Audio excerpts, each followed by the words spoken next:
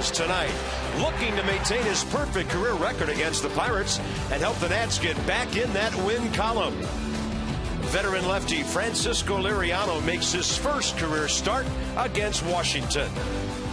Nats, Pirates, right now on NASN.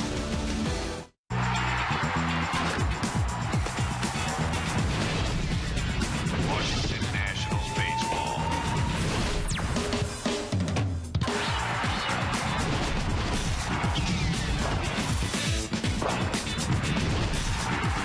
Washington Nationals baseball.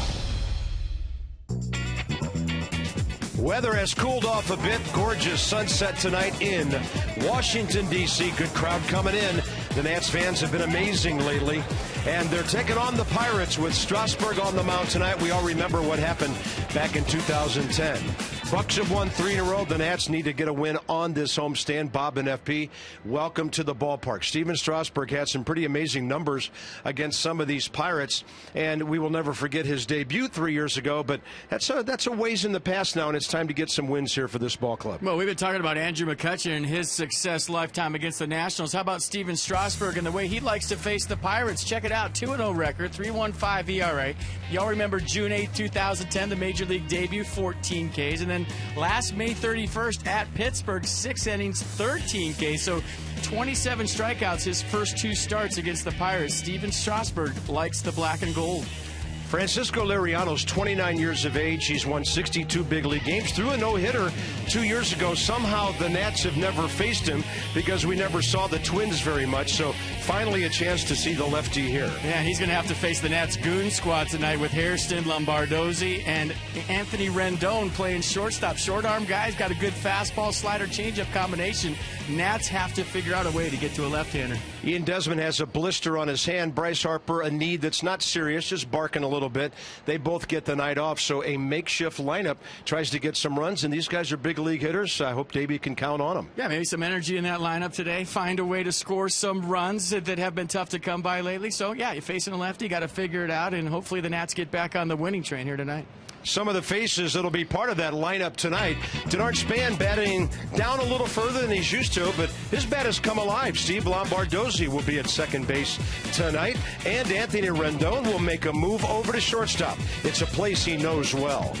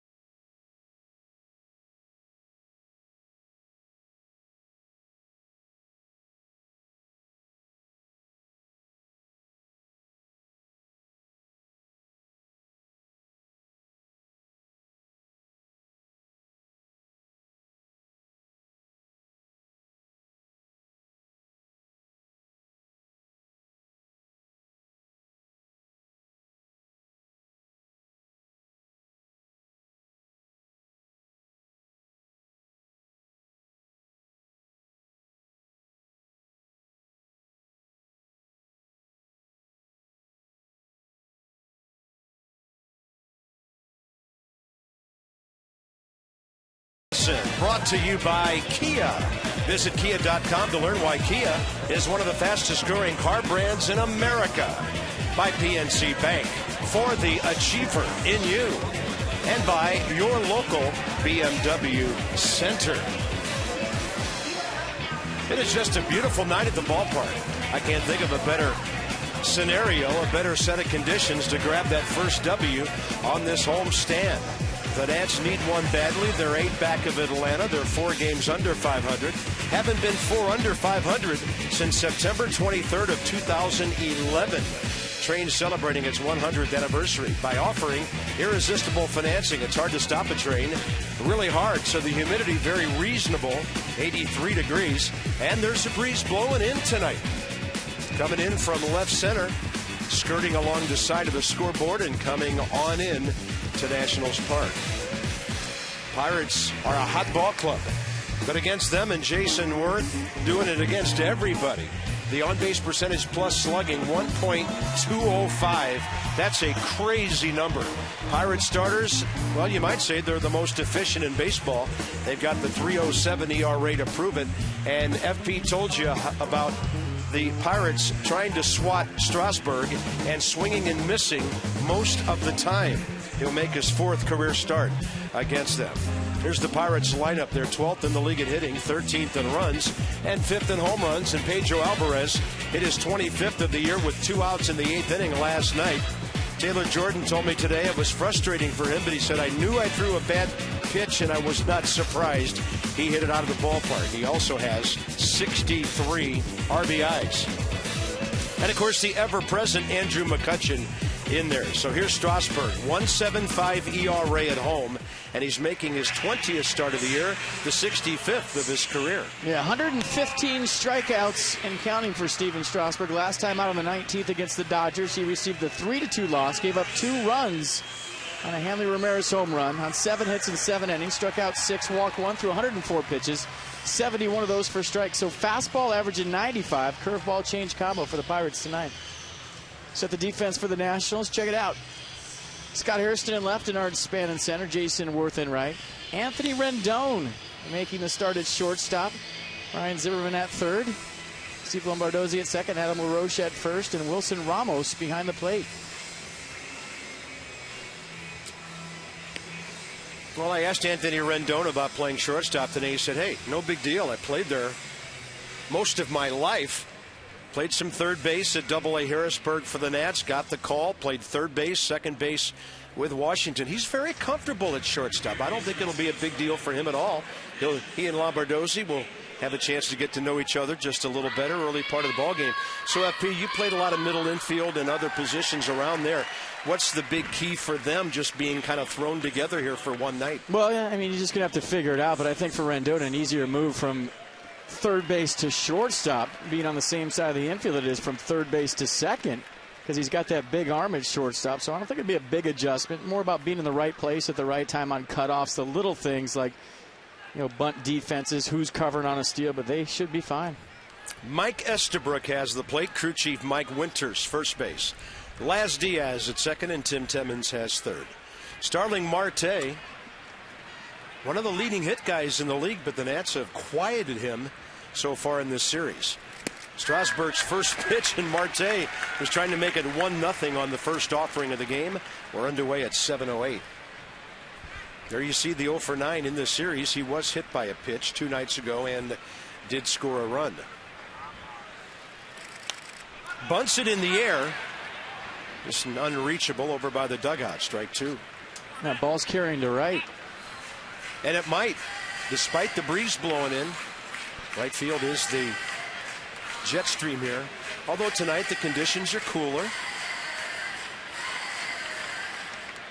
A wonderful respite from the hot, humid summer in D.C. today. Marte has 8 triples, second in the league, 35 multi-hit games, 4th in the league. That's how good of a hitter the Nats have been able to put a stop to in this series. Strasburg with a breaking ball fouled. And Starling Marte's game plan, don't let Wilson Ramos catch a pitch.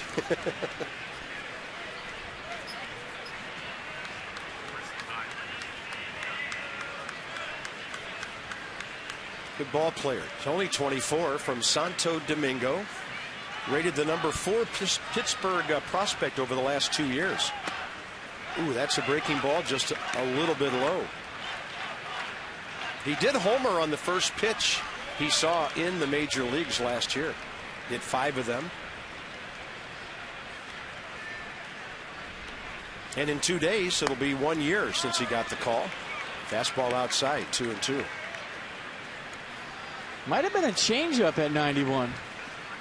On the outer half, pulling the string at 91 miles an hour. And good enough to be called a strike.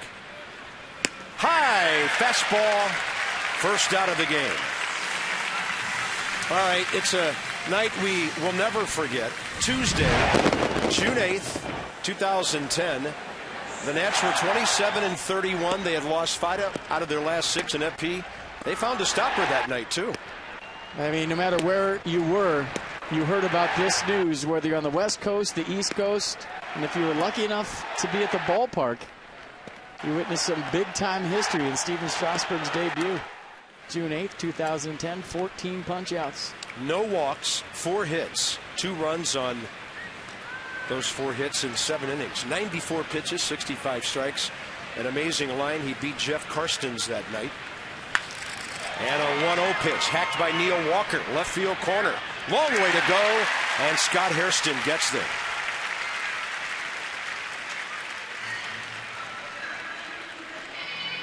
A pretty good play by Scott Hairston right here. Kind of shifted over into that gap. Had a long way to go. Knew where the fence was. Felt the track under his feet. And I think you're getting an idea of the Pirates' game plan here tonight against Strasburg. Hack and hack early. Mm-hmm. Cannons firing from the Buccaneers tonight. Here's Andrew McCutchen. 3 hits in the series, the 2 home runs on Monday night. In his career, 1 for 7 against Strasburg with 2 walks, 3 strikeouts.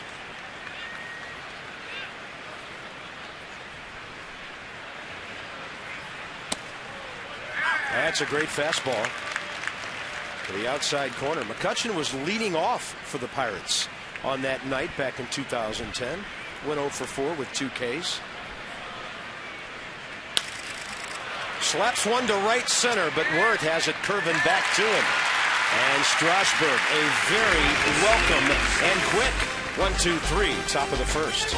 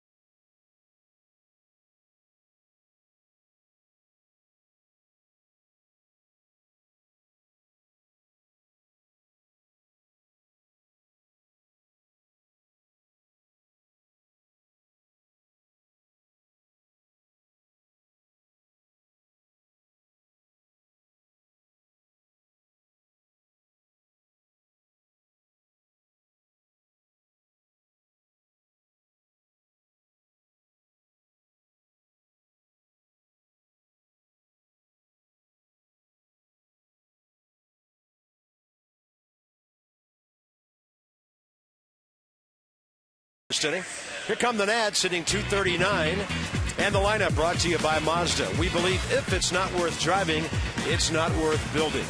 Wilson Ramos made his return to the lineup on the 4th of July, so since then he's 15 for 45, 12 RBIs in 12 games, and he hasn't really stopped. It's not like he had a whole bunch of RBIs and then stopped hitting in this series. He's 3 for 7 and had a long home run last night.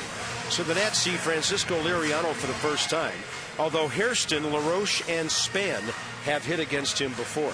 Hey, last start on the 19th at Cincy, received the 5-3 loss. Lasted just 4 1/3, giving up 5 runs on 5 hits. Struck out 4, walked 4 through 98 pitches, 54 of those for strikes. So fastball, slider, change, 3-pitch guy.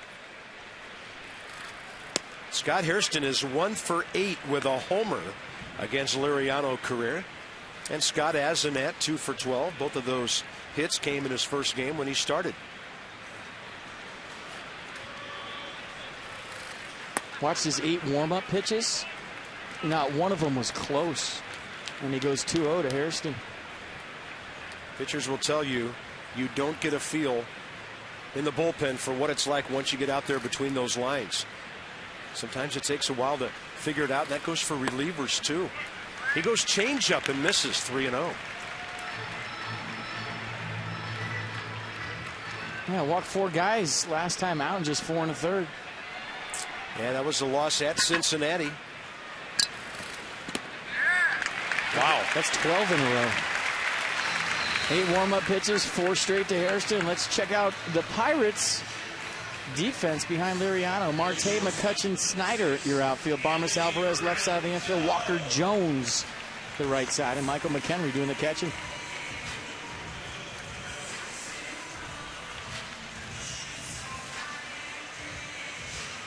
Yeah, I'd smile too if I was 20 games over.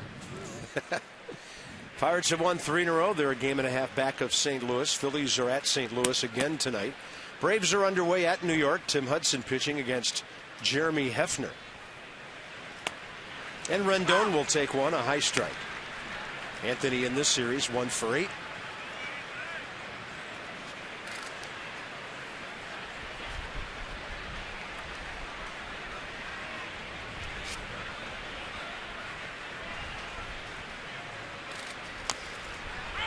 And he's gone to his off-speed stuff here to get a touch on the ball and get some strikes.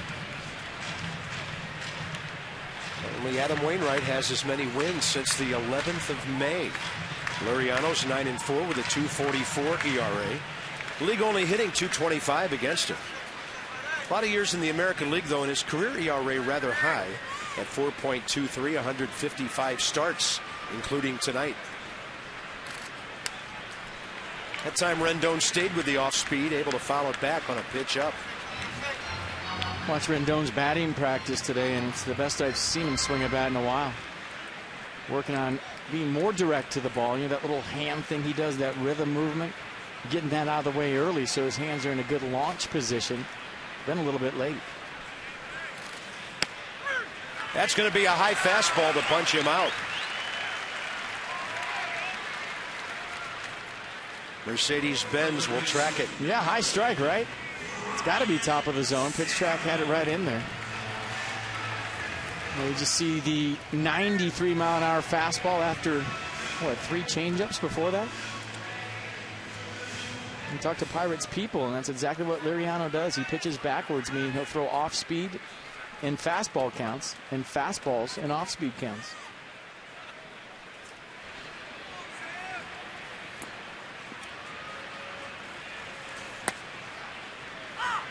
Ryan Zimmerman hitless in this series.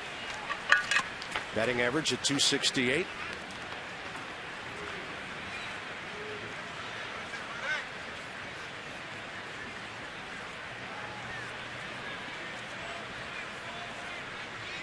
He had 5 hits in the Dodgers series, 5 for his first 9. Finished 5 out of 13 in that 3-game set. Well, you lose 5 in a row. So big to jump out early and get a lead, especially when you've been playing catch-up ball for 5 games. Try to get on that board in the first couple of innings and play the other way around with a lead.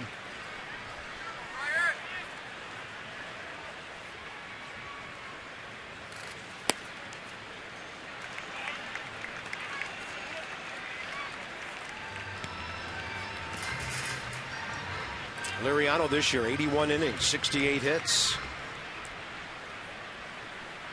It's pretty good average on a 2-1 count. Softball numbers. Yeah, makes you wonder if they're throwing overhand on 2-1. Big gap in left center. And a check of the runner.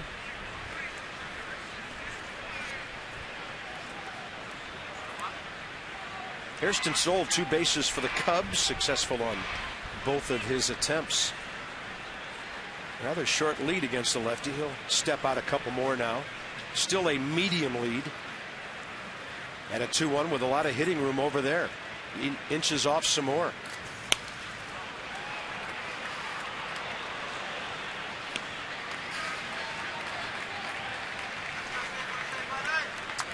Nobody in the major league swinging any better than Jason Worth right now.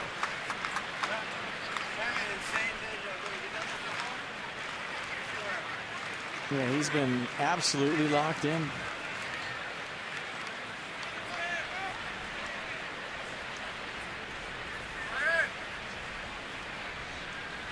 Two to Zimmerman. 1 on, 1 out. Ryan hits one in the air to left. It'll back up Starling Marte to the track. And then just in front of it, he comes back a couple steps. Hairston back to tag, but no chance to advance. 2 outs.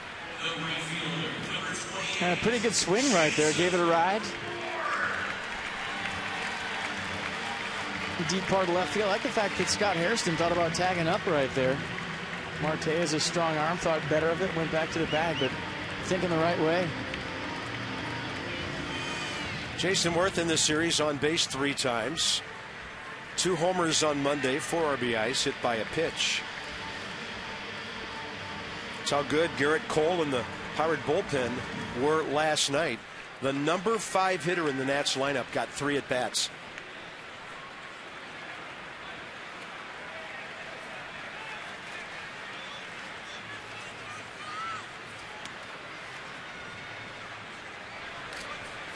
That one bounces, gets away, and Hairston thought about it and then retreated. Little surprised because the ball was in Scott's view, well away from Michael McHenry.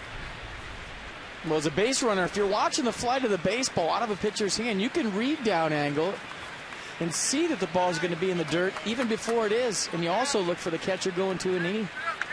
Ball kicked away. Hairston had a little jelly leg, as we showed right there, and decided to go back to first.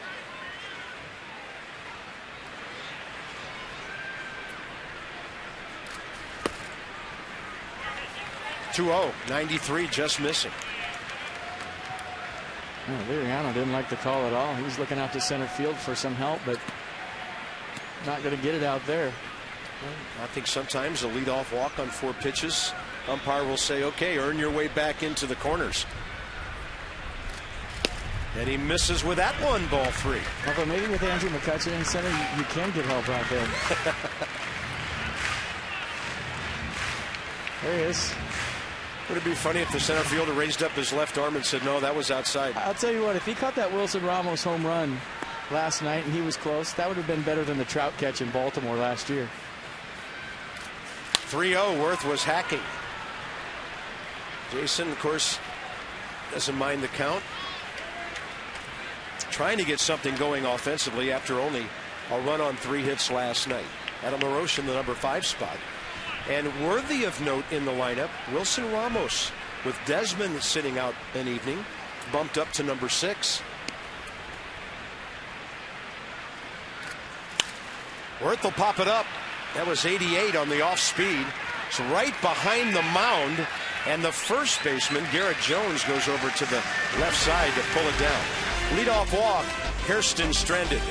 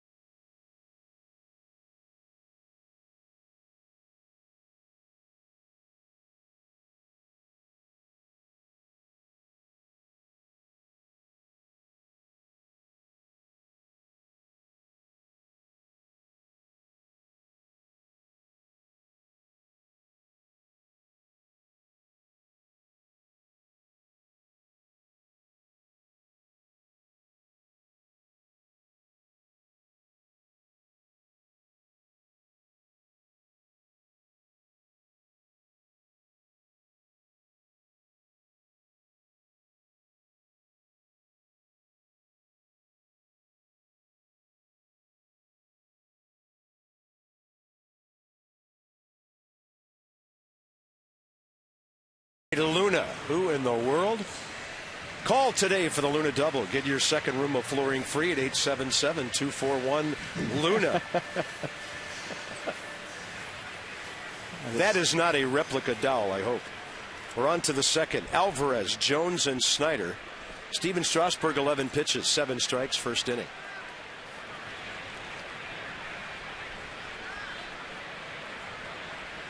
Perfect night to pitch, really, because it's warm enough to get loose, cool enough to feel good out there. And Steven is one of the guys who sweats heavily on this pitching staff, and hopefully a nice, fresh evening for him to pitch. Alvarez in the series has come alive. He was 0 for 17 coming in, 0 for 20 before a base hit Monday night. Then he had that 8th inning home run last night, on top of an earlier single. And against Strasburg, Pedro Alvarez is 0 for 5 career with 4 strikeouts.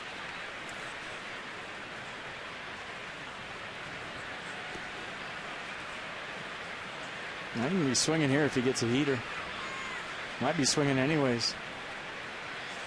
Yeah, he doesn't hit for high average, but he does damage. Yeah, he goes after the high fastball that might have been ball 3. Nissan will track 95. Oh, please do. Up and away, fastball. Probably ball 3.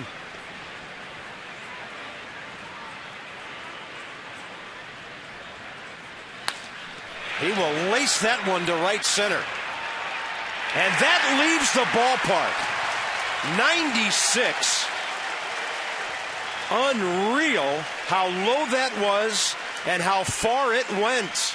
Pirates lead 1-0.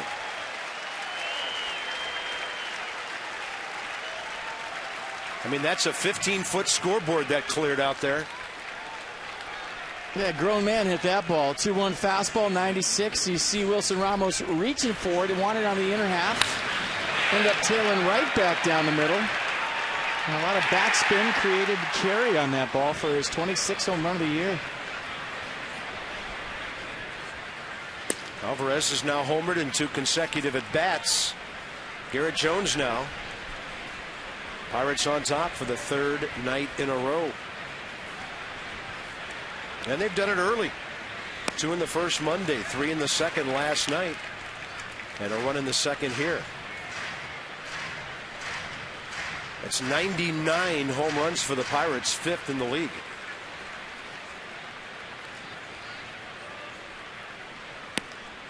Strasburg goes 90 on the changeup. 1-2 to Garrett Jones. Jones 1 for 9 career against Strasburg with 6 strikeouts. So that was Pedro Alvarez's first career hit against Steven.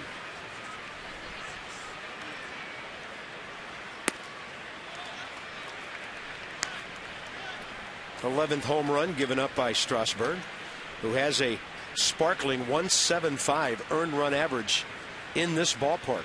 4th best home ERA in the National League. How to play? Just a smooth swing by Alvarez. You want to talk about smoothing a ball out there, not really max effort, just dropping the head on a 2-1 fastball. Look how easy that is. I mean, that's not a violent swing by any means. Obviously, it's the Exmo, so it's going to look a little bit slower, but that is not a max effort swing. He let Steven Strasburg supply all the power right there for sure. Bouncing ball right side. LaRoche will scoop it up and give it to Strasburg for the first out.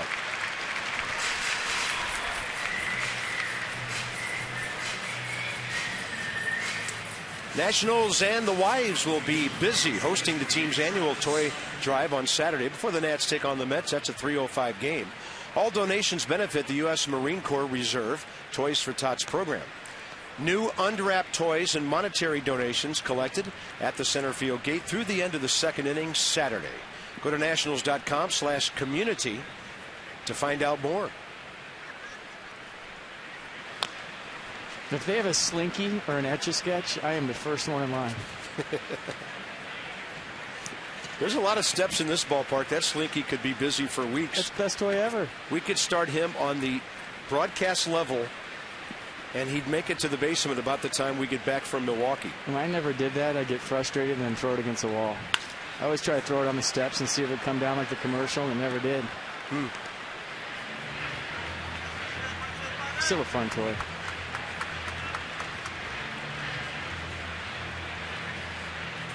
And going that off speed since the home run. 96 right there on the last pitch, but went to the changeup exclusively against Jones. That's a breaking ball low to Travis Snider. 0 for 2 as a pinch hitter in this series.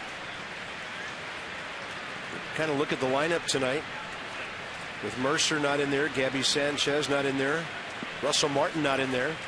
When you've won the first 2 games of a series, you have the luxury of giving your guys some ABs, resting some key guys, take your chances in game 3 against a good pitcher, and then face Gio Gonzalez tomorrow. When you're down 0-2 in a series, it's hard to do that. Davey doing it out of necessity tonight with Ian Desmond, a blister on his left hand that's been bugging him. And Bryce Harper just a knee that's a little irritated. And a base hit by Travis Snider. Pirates 2 hits in the inning. A reserve catcher, Michael McHenry, will check in. Now, just because you give up a home run on a fastball doesn't mean you get away from it. And Steven Strasburg, since the home run to Pedro Alvarez, has featured a lot of changeups. That one right there goes into right field for a base hit. And these guys are a lot less dangerous than Alvarez.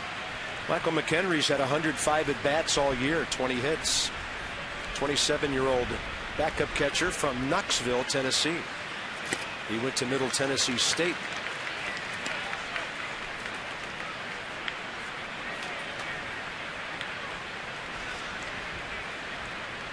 Clint Hurdle said he's the only guy he's ever managed that could take a full hack in a phone booth.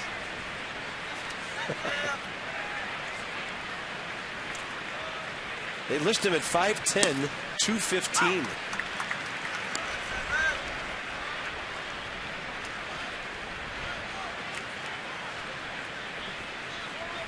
I think the greatest build for a catcher maybe we ever saw was Mike LaValliere, the former Pirate. Spanky. They called him Spanky. Yeah, he was the ultimate. That ball was hanging, and it's a good thing for the Nats. McHenry was way out in front.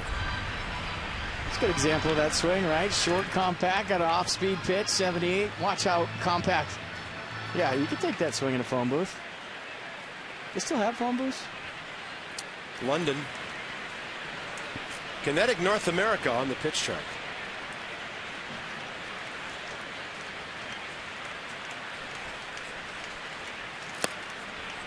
And Steven missing with 95. Already a long second inning, 19 pitches, 1 out. Number 8 hitter Clint Barmas, the shortstop.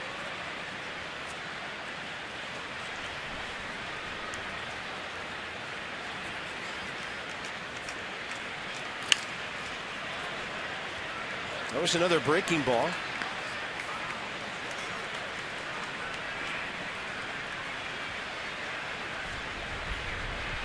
Now it's up to 20 this inning. Evan Gattis has hit his 15th, a solo shot. Braves 1-0 at New York, top of the second. Pedro Alvarez has homered here. Strasburg trying to get a ground ball. That'll be out of play to the right side.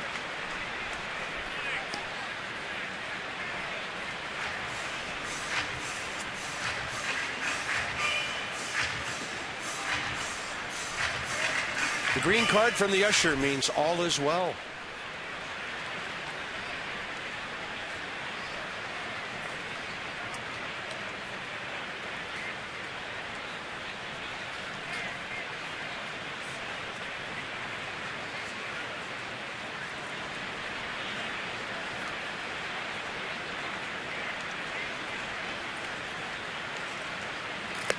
Swing and a miss, a very tardy swing, and that was a changeup. Strasburg, K number 2. Pretty good movement on this changeup from Strasburg. Watch the late dip. McHenry out in front. And the second strikeout of the night for the big right-hander comes on a changeup to Michael McHenry. Way out in front of that. Number 8 hitter Clint Barmas 0 for 2 in the series with 2 walks. But he has 2 career hits, including a home run off Strasburg. It's a fastball high in the zone for a strike.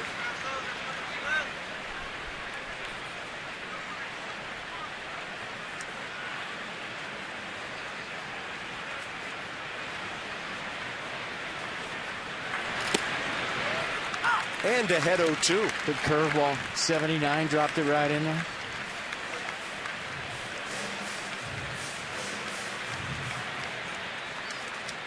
Little fastball up, back to the curveball, or you could double up if you want. 8th hitter of the game. Strasburg has had 4 of them 0-2.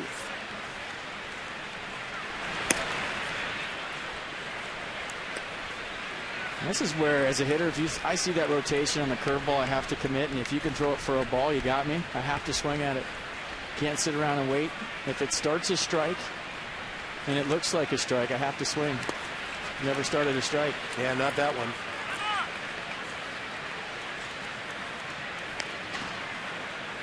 Good block right there by Wilson Ramos, getting in front. I should say to the backhand to keep that ball in front.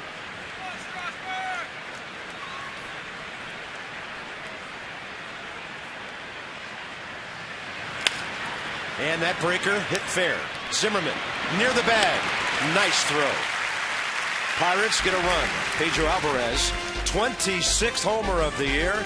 Ryan Zimmerman makes a nice play to keep the pitcher from batting in the top of the second.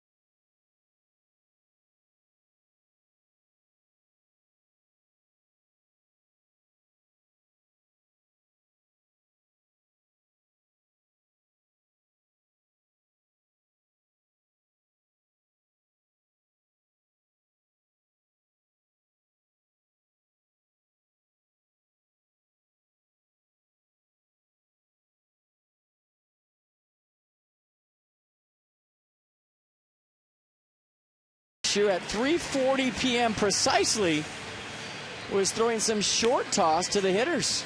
And what does that do? It gets your swing a little more compact, takes the length out of it. You have to be more direct to the baseball, so you get real close. And the shoe man, as he's affectionately known by everybody in the clubhouse, getting some early work done. And no, it's not because he has a bad hip and can't stand up and throw, which he does. And it's not because he's old. It's just because he's sitting in the chair throwing some short toss to his hitters. Bottom of the second, our Infinity duo in this series.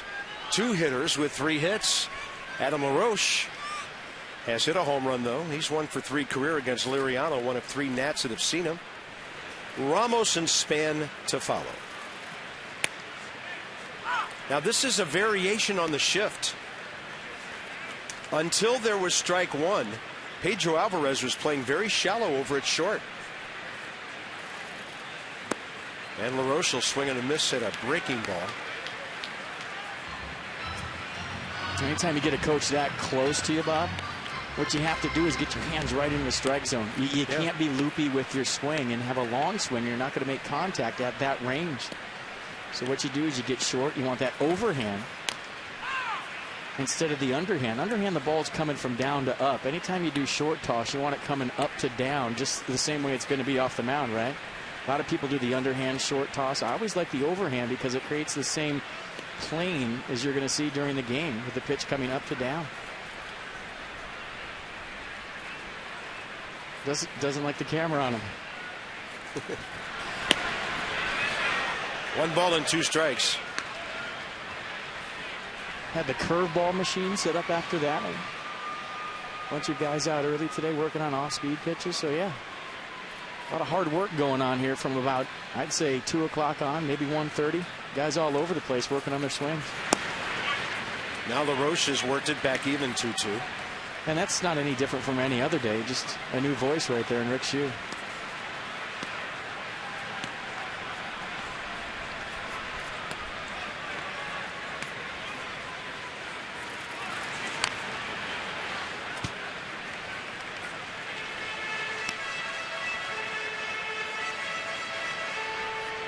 Wilson Ramos, 3 hits, a home run in this series.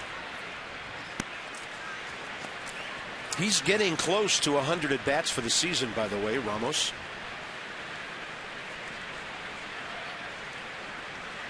Two-two pitch. That ball pulled. First baseman Garrett Jones, easy for him. I remember last year when Michael Morse came back from his injury out of spring training. Right after he got about 100 at-bats, he really took off. Wilson Ramos is at 93. So as good as he's already been, maybe better in the weeks to come. Well, we'll see. Having a good series, 3 for 7, a home run. 27 hits and 93 at-bats on the entire season, 15 for 45 since coming back.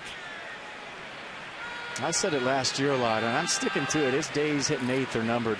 Oh, yeah. He's got too much pop down there to be an 8-hole guy.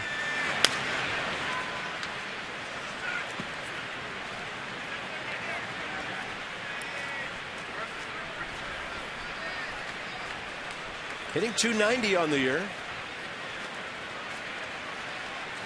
He's always been impressive offensively since coming over from Minnesota for Matt Capps. It's almost next week. It'll be 3 years to the day, July 31st of 2010.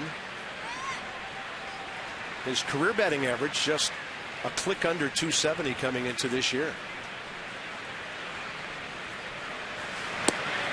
Nice job by Liriano of turning one over on him.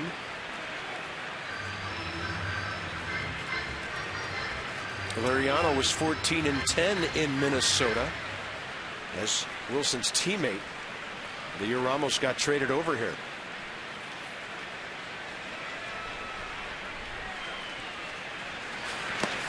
Got him down and in. Ball skipped, required a tag. Strikeout number 2 for Francisco Liriano. You know, that slider down and in at the back knee, and Liriano will do that with 2 strikes. But what he's been doing differently this year with that slider is he'll backdoor it to righties. Maybe for a strike early in the count, but that's his put-away pitch down and in with 2 strikes.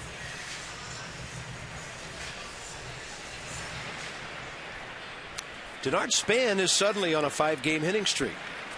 3 for 7 in this series. He's 8 for his last 20. And another former teammate of this left-hander, but he has faced him. 2 for 3 career.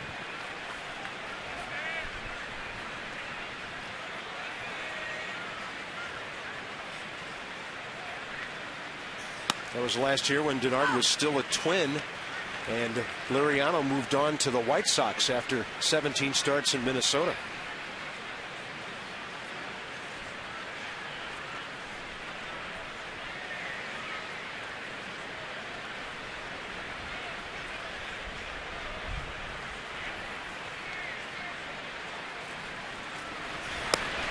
Tried to paint on 0-2. 96. It's a fastball that averages 93. A little reach back right there from Liriano. He went 12-3 his first full year in Minnesota, 06. Then he had Tommy John surgery. Didn't pitch at all the following year. Denard's been great at home, 317. He'll look that one off the plate.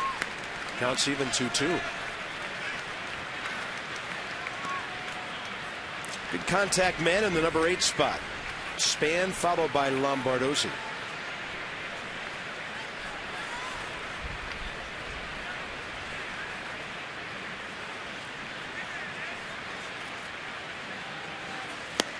That's nasty.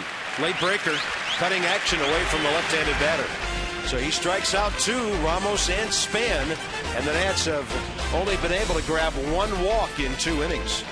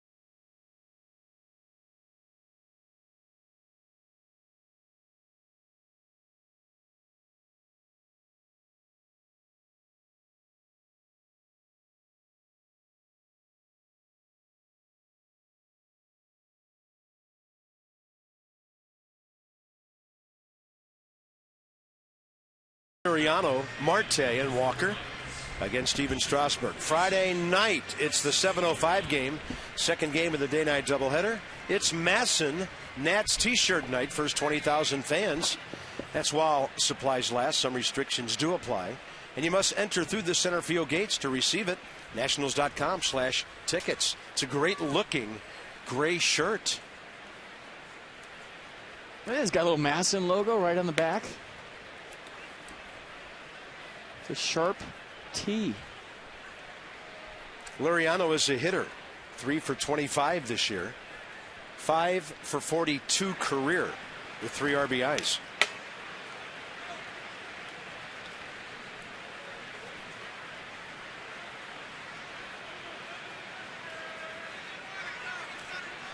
By the way, we didn't give you the pitching matchup for the Phillies game tonight. John Lennon against Jake Westbrook in St. Louis. He'll be starting in just under a half hour. Still 1-0 Braves in New York. And a 1-1 to Liriano, and a pitch upstairs. His feet were moving and he tried to get to that. Yeah, didn't get cheated, did he?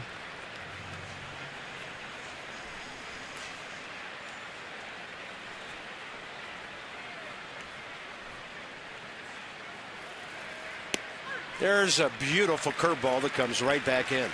Strikeout number 3. First time through the order. The Pirates go 2 for 9 with the Alvarez home run. Yeah, 78 miles an hour on the backdoor hammer from Steven Strasburg. Get it out front, spin it up there. Look at all that break. Reminds you of a bowler, doesn't it? Starts it out, ball's halfway in the gutter, comes back and hits the head pin. Some serious rotation. Yeah, that one was in the pocket, as they say. Yeah. Here's Starling Marte. Wow. Looked like a pretty good curveball. Marte was out over home plate and he withdrew. And Mike Estabrook didn't give Strasburg the call.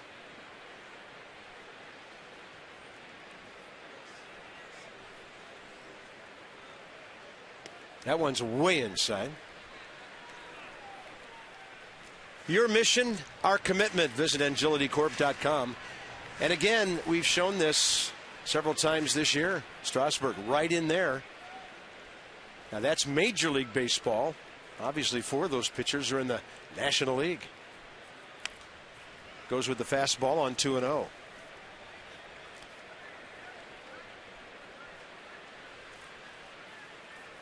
Well, he gave up the home run to Alvarez on a 2-1 fastball after a 2-0 pitch that was fouled off a fastball. Let's see if he goes with a heater here.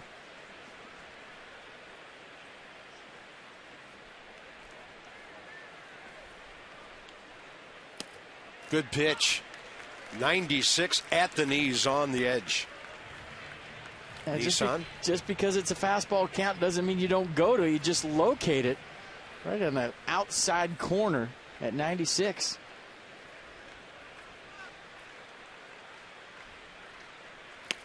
Then he blows it by him, up and away, 98. Strikeout number 4, and he's fanned 3 of the last 4. Yeah, so Francisco Liriano reaches back for 96 with 2 strikes, and Steven Strasburg says, I got your 96, and I'll raise it to 98. On the black, Marte can't catch up, so Steven Strasburg with a challenge fastball. A couple of them there, well located to Marte.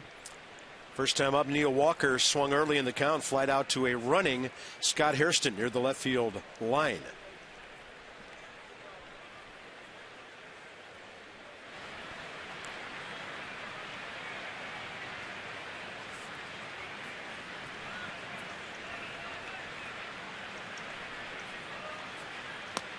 Look at that changeup. Swung over the top of it, missed by a mile. 1 ball, 1 strike.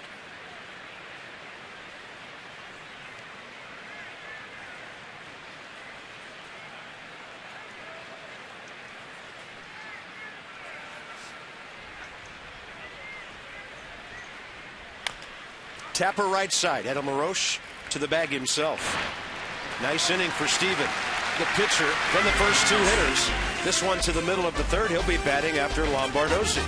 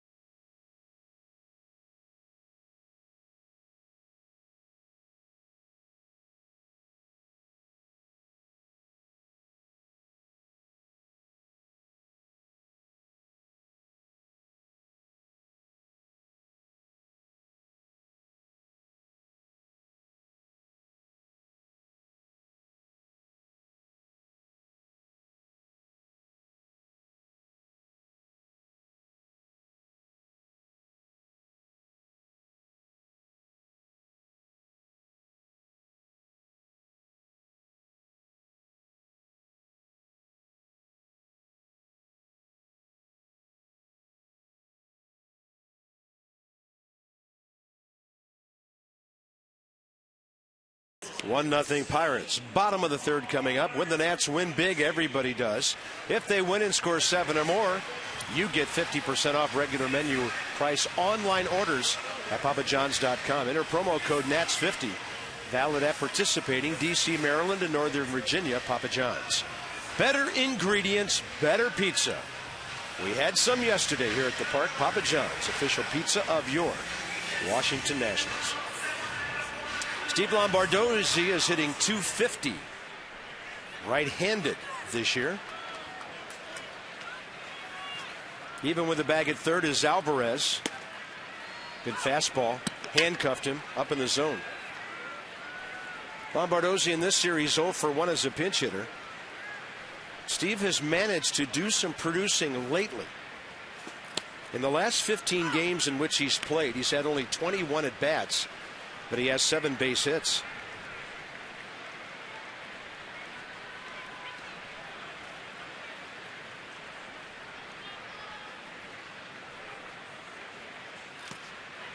There's Liriano trying to bury that slider on the right-hander like he did to Wilson Ramos. Good hitting pitcher waiting.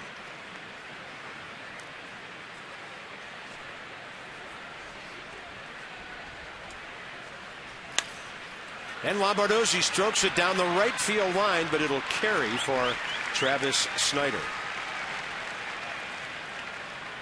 So the guys in the truck showing me some replays during the break, and I I was watching Steven Strasburg try to kind of get loose out there on the mound, and I don't know if he's feeling that same feeling in his back, but watch after the last out. Just kind of trying to get loose, going back to the dugout, shrugging his shoulders. The caddy saying, "Are you okay? Everybody all right?" And he went down the tunnel, just kind of stretched it out a little bit. So not a big deal right now, but very similar to what happened in Atlanta, so we thought we'd show it to you, but we'll see what happens. Yeah, almost identical to the body movements in Atlanta. Here he is as a hitter. 5 for 32 with an RBI this year.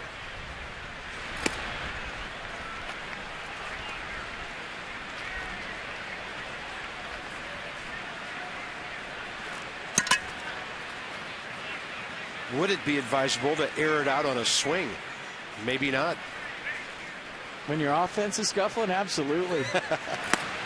He'll flex the knees and try to go down and get that changeup, but it was unreachable. 1-2.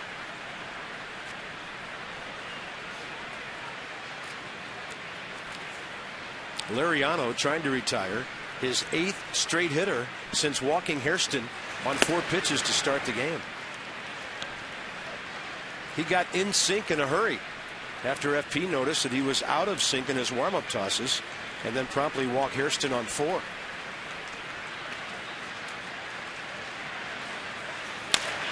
On a bouncer over the mound, up the middle, Neil Walker got rid of it in a hurry.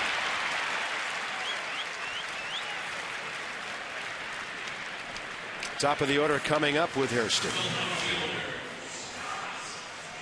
And just a reminder, as you enjoy a cold one, look forward to Miller Time later in the game, brought to you by Miller Lite. Nats are averaging 33,486. 6th highest average in the National League. It's a beautiful sight, Nationals Park. Pretty full. Just under 33,000 last night, just over 29 on Monday. In that 30,000 neighborhood again tonight. The Nats need some hit.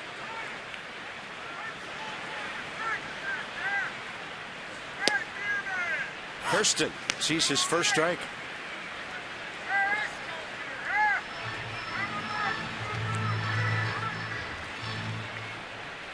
Pretty good as a leadoff guy in his career.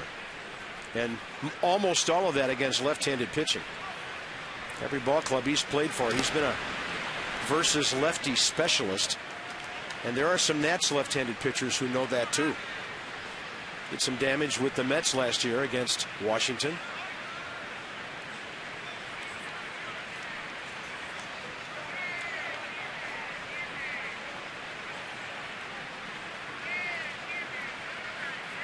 Hit 20 homers for New York last year and drove in 57. 25 doubles and 3 triples, and he only had 377 at bats the whole year. That's some of the best home run per at bat production in baseball. 8 homers for the Cubs before coming over here, and he'll be out in front of that one. You know, I don't know what the career numbers are when you talk about Scott versus Jerry, but when I think of Jerry, I think of a more defensive guy, versatile guy, flashy player. When I think of Scott, I think of a more offensive guy and a blue-collar player. Yeah. Oh, Jerry, he's GQ all the way, man. Yeah, he definitely knows where the red light is. There's no doubt about that. Yeah, he's done some TV work. Scott, 33 years of age, May 25th. He's a blue-collar ball player. Swinging a foul tip right into the mid of McHenry. 9 straight for Liriano now, shutting down the Nats through 3.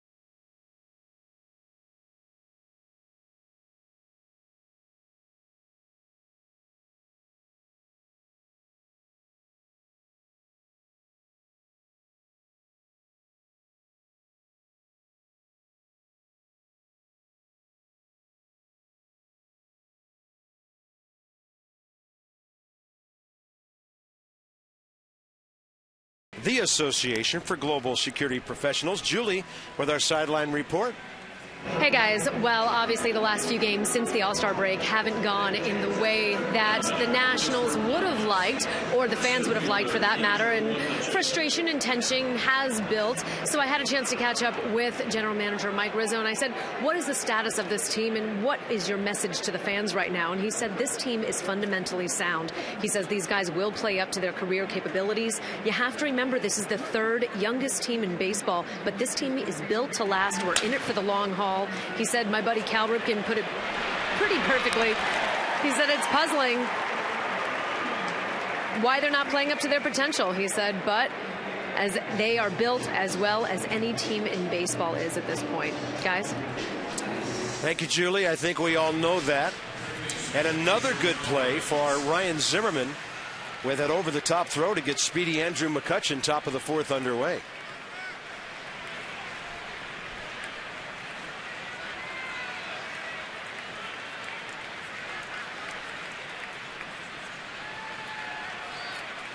That'll bring in Pedro Alvarez. Let's see the Strasburg pitch selection here.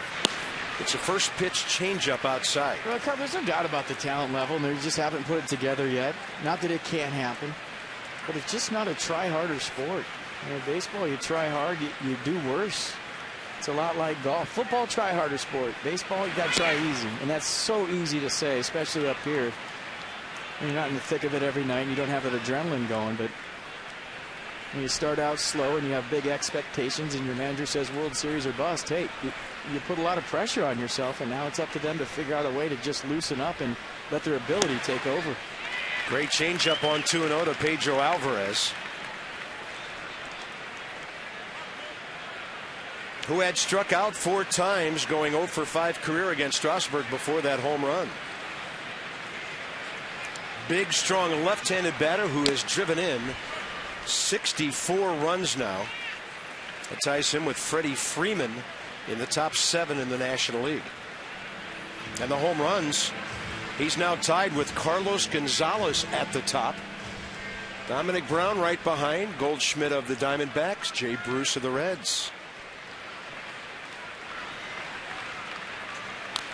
Perfect example of try easy is the Pedro Alvarez home run swing, first time up that we showed again. That wasn't a max effort swing. You didn't see a whole lot of tension in the forearms. It was just a very simple throw of the bat head. Very relaxed, loose swing.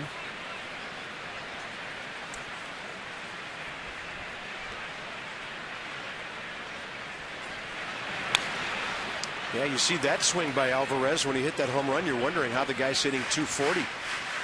But when he makes contact, big time damage. He does strike out a lot. 114 on the year. Doesn't take many walks, just 27. Well, he's on the roller coaster too. When he's hot, he's hot, and when he's not, he can't buy a hit. And when he's locked in, he can carry a ball club. Curveball got him. Beautiful by Steven Strasburg. That'll be his 5th K of the game. Kinetic North America will track it. Yeah, everything in a sequence away after the pull side home run, except for the last pitch. The 7th pitch of the at-bat. A nice curveball here by Steven Strasburg on the inner half to get Alvarez looking. That'll bring in Garrett Jones, who, by the way, was the Pirates' cleanup man when they faced Strasburg in that debut on June 8th of 2010. Just a couple of other little items from that game. The Pirates' number 3 hitter was former Nat Lastings Millage. Ryan Church was on that team. And the Pirates' third baseman was a young man by the name of LaRoche, Andy LaRoche, Adam's kid brother. Look at that changeup. He's got that thing going on now. Find a little rhythm out there all of a sudden. Garrett Jones pulled the ball to Adam LaRoche first time. Strasburg trying to bang the outside corner. He was heading for the dugout, and so was Anthony Rendon, who had a pretty good view. Ball 1. I see everything away. This one, 97, popped the glove, thought he had him. Wilson Ramos with a step. Change up low, 2-2.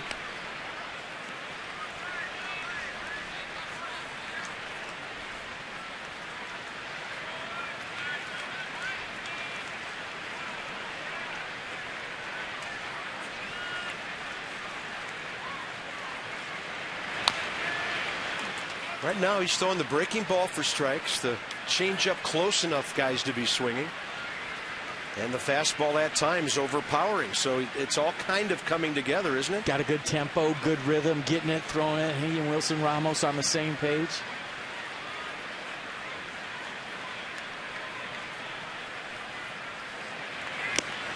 That's a pretty good fastball. 98, strikeout number 6. Something about Strasburg plus Pirates equals K.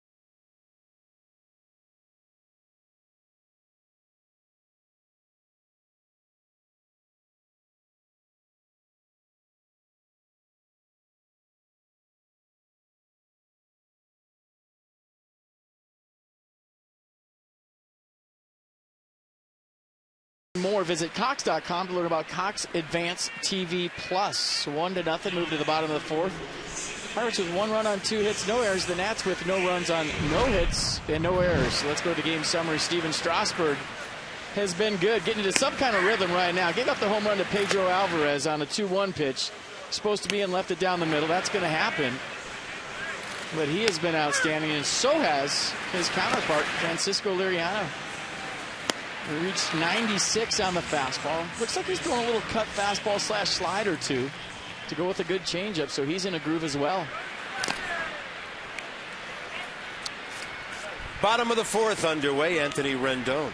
So for Liriano, 49th pitch, 31 strikes. 11 hitters, first pitch strikes to 9 of them.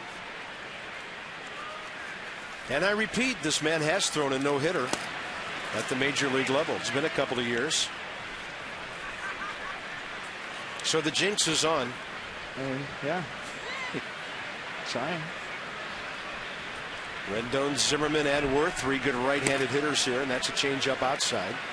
First time up, he got ahead of Anthony with off-speed stuff and then buzzed him high in the zone with a fastball looking. He has struck out 3. I'll make it 4, including Hairston, to end the third. Say, when you can throw that hard breaking ball to guys on the other side of the plate, that makes it really tough. Well, that's what I'm talking about, pitching backwards, right? 2-1 count. Rendon thinking he's getting a fastball. He gets that slider down and in. Wants another slider.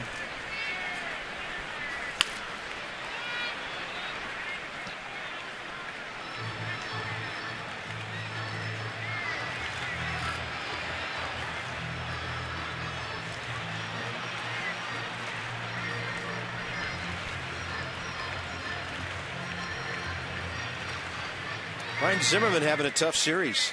Can't wait to get in there.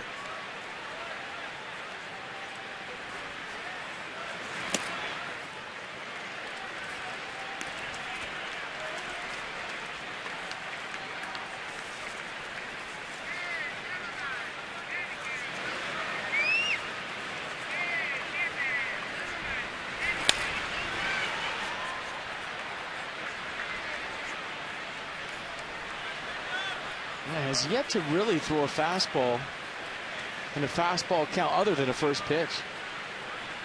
88 right there. You can't call a guy crafty who throws 96, but he kind of is. I mean, they usually reserve that baseball term for soft tossers, but he's got speed and power and some creativity to go with it. I never like those guys with the real slow windup, and then they come at you hard at the very end.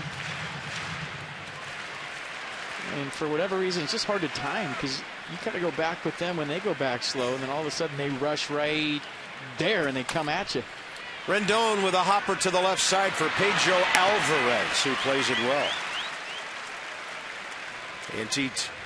AT&T fact of the game. 2 skippers to talk about. 2 of 6 that have played and managed in the World Series. Dusty's done it. Of course, Bruce Bochy, who once played for Davey in the minor leagues. Joe Girardi and Mike Scioscia. And Bruce Bochy got win number 1,500 the other night.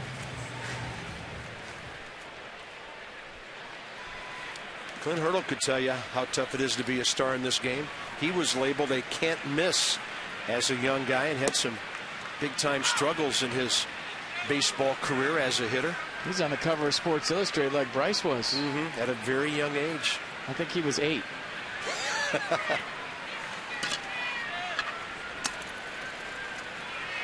They didn't have Sports Illustrated for kids back then. 1-1 to Zimmerman, who flied to left first time. You know, the Clint, kind of like Billy Beane. You know, guys who were just labeled can't miss, can't miss. And then when you play professionally, those curveballs are a little bigger and the fastballs are a little quicker and they move a whole lot more. He's done well as a manager, got the Rockies into the World Series in 07 with that amazing month of September.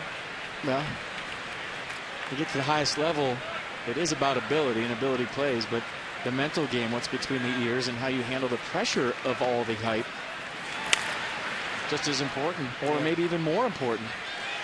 Yeah, and some of the failure that comes with it. How do you bounce back? Well, he's done a nice job as a manager for a long time. Started out in the Mets organization in the minor leagues, and done a nice job of changing the culture and the thinking in Pittsburgh. A nice job of communicating with his players. Like I said, they have meetings every month, talk about what they could do to be better. Fastball, tails outside, 95 and a 3-2 count. Jason Worth.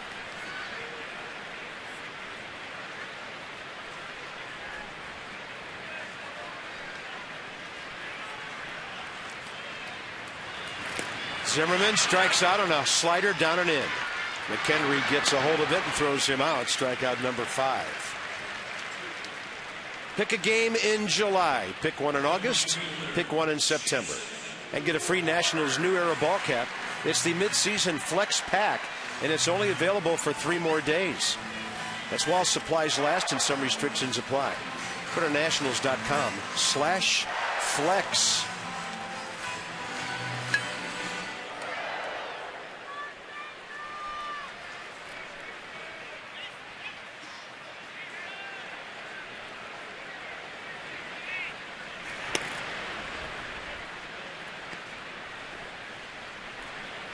Well, you would think if one National is going to get the first hit of the night, it's a guy in the box right here, right now.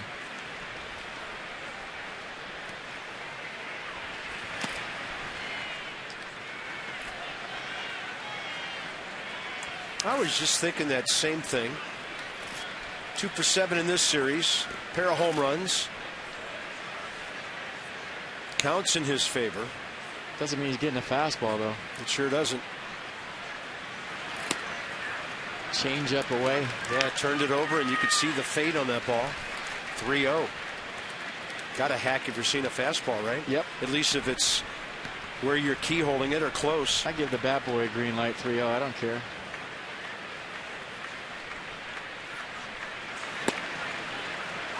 And Jason will take 94 right in there. That'd be the last fastball he sees. You never know.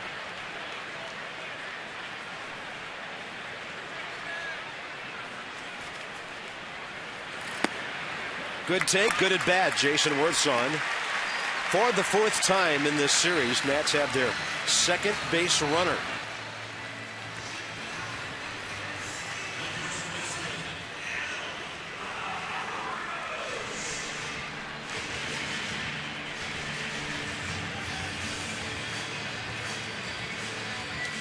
So I got a question for you. Say it's late in the game and a guy has a no-hitter going. Do you go with this huge modified shift? I shouldn't even say modified. Do you go with this huge shift? I guess you just play it like you play it the whole game. Yeah, and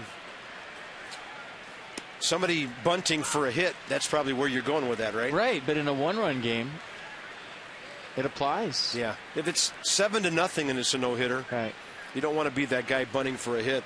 He'd be very unpopular in the minds of a lot of fans and players. I remember a catcher for the Padres did that about 10 years ago and caught a lot of heat. Adam LaRoche with a pop-up to left field. Starling Marte is under it. The Nats do not have a hit, and this through 4. A guy who's been there and done that sort of thing.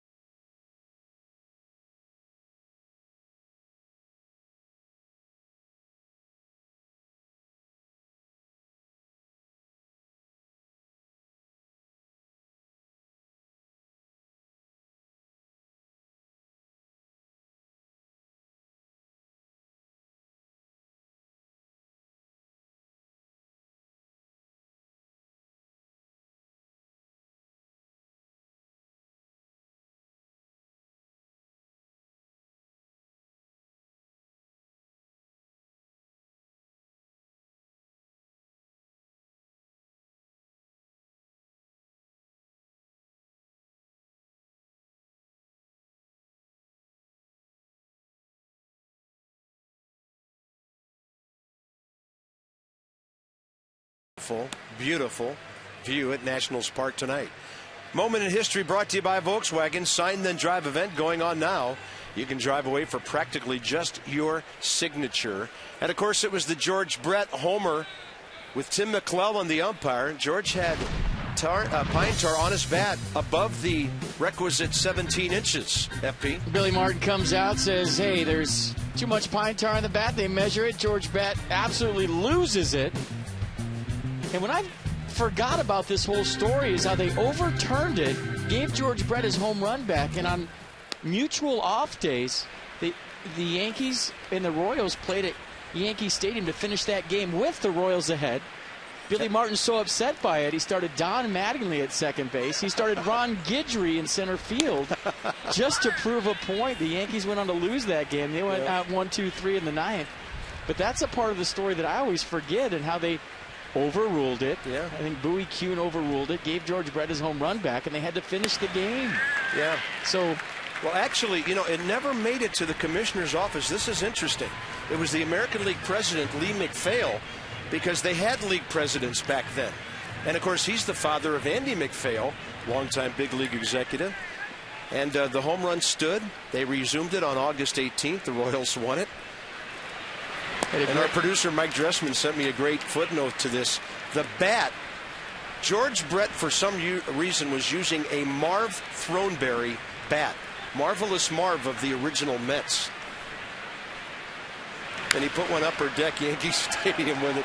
I'm pretty sure Marvelous Marv might have had a couple of upper deck shots at the Polo Grounds. What a crazy day and a crazy sequence in baseball. They had a great call, Phil Rizzuto, talking about the crowd, and he said 34 people looking on here at the continuation of this game, and there really was nobody in Yankee Stadium. Yeah. Yeah, there was not a regular game to be played. You know, the Nats had a suspended game finished in Houston a couple years ago that was started here. But there were people because we had another game to play after that. How about that? And that's one of the great snaps of all time, George Brett, isn't it? He must have just sat there and said, if they overturn this, I'm going to lose it. Meanwhile, here at Nationals Park, a long at bat by Travis Snyder and a routine fly ball to left. But some things are just so fun, you got to talk about them. Hey, enjoyed the Beltway Burger Pack at Nationals Park Thursdays and Fridays. Listen to this, a game ticket, a burger, fries, and a drink starting at $20. It's available online only. Visit nationals.com/burger pack. Some restrictions apply. But I'm pretty sure you can have all the mustard, ketchup, and relish you would like. Yeah, that's all you can eat, that part. Michael McHenry gets hold of a fastball. Skies it to center. Denard Span hops forward to grab it, 2 outs.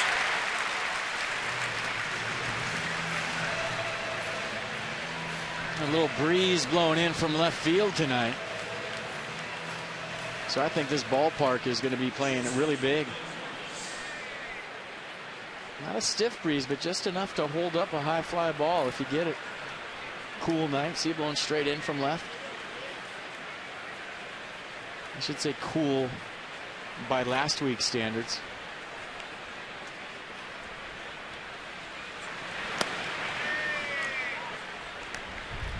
Clint Barmas.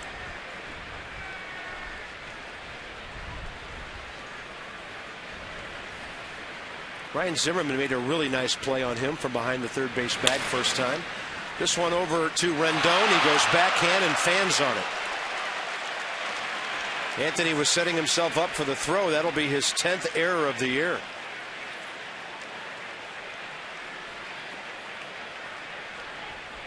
And you go to the backhand side right here. Just kind of peeked up a little bit early. Watch. He has it and kind of looks up a hair early and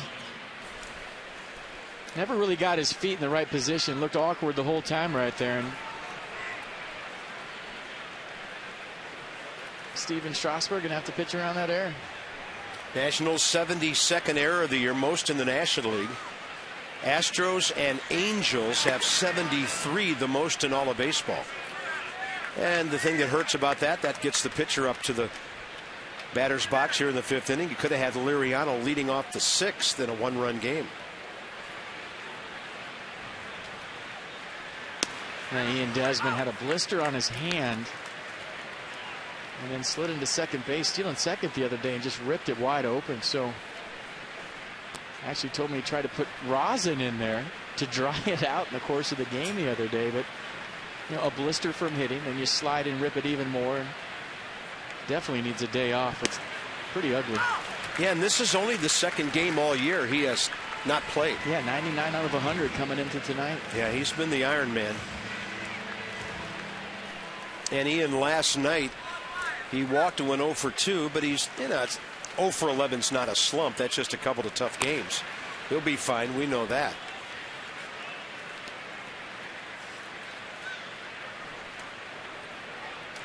Trent Jewett visiting with him. Trent, a longtime member of the Pirates organization. Great baseball man who we think will be managing in the big leagues someday. Oh, absolutely. 1 ball and 2 strikes. Strasburg right down the middle with the runner going. Steven racks up his 7th strikeout in 5 innings. Ramos, Span, Lombardozzi coming up.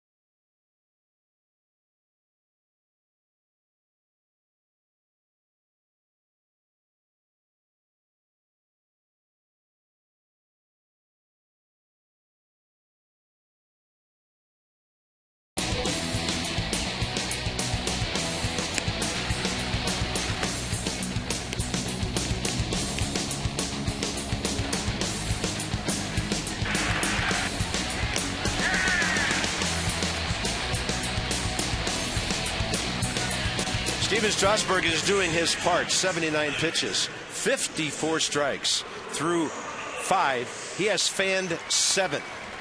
Well, the long ball has been a big part of this series. The Nats need a couple. Ramos had one last night. That was $250 more to the Children's National Medical Center.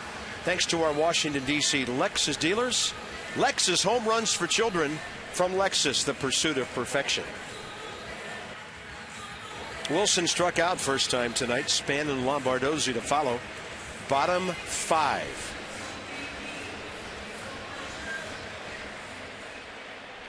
That's trying to string together some hit.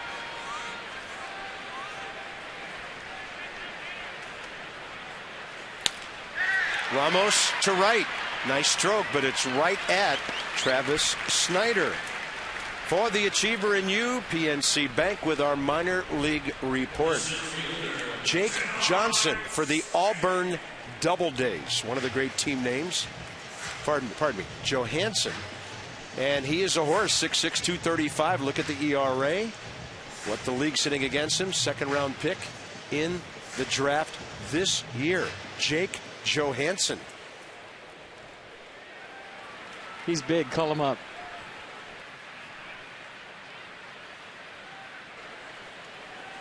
Span struck out swinging first time, and Liriano ahead of him.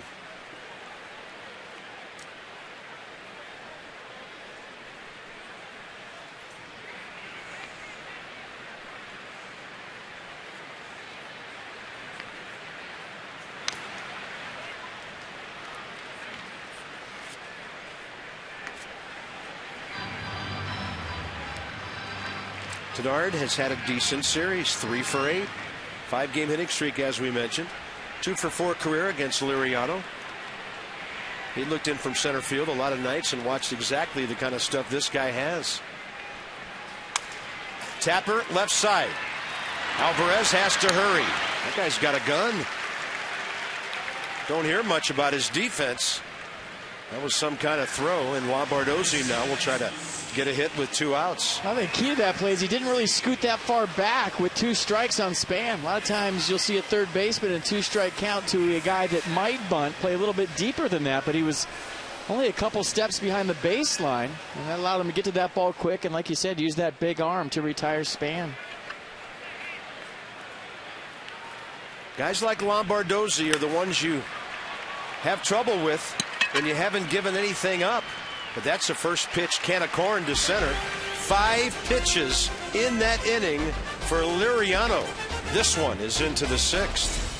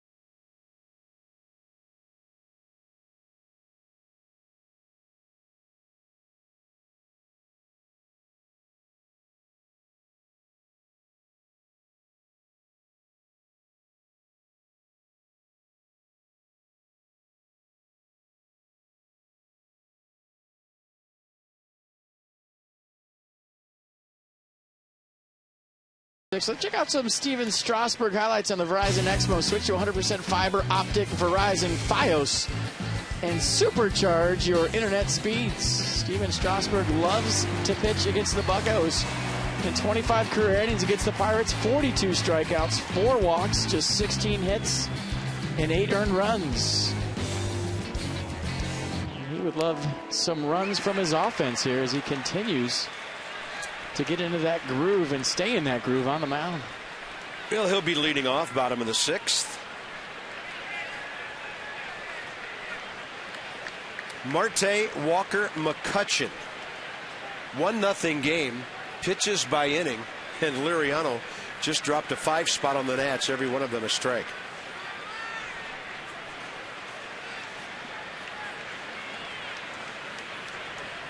Marte striking out twice, swinging. And he was diving out over the plate. And that fastball at 95 he might have heard go by. Didn't miss the Pittsburgh P on his helmet by much.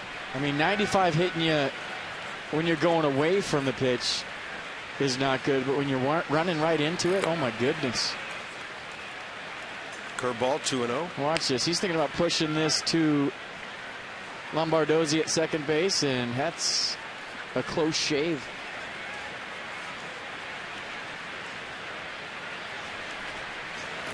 Great fastball. Some of the best fastball command over the last few innings now by Strasburg recently.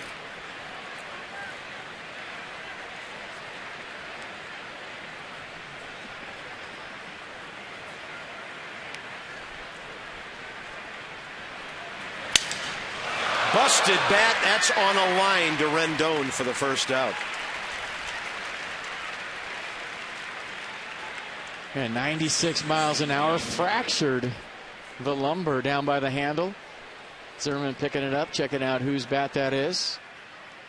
You see that right on the label. And look at the ball and the bat go together. That was a great shot. I mean, in tandem, right? Ball just goes a little bit farther. Bat kicks up a divot. Rendon grabbed it. And Starling Marte, I don't blame him for trying to bunt. He's 0 for his last 20.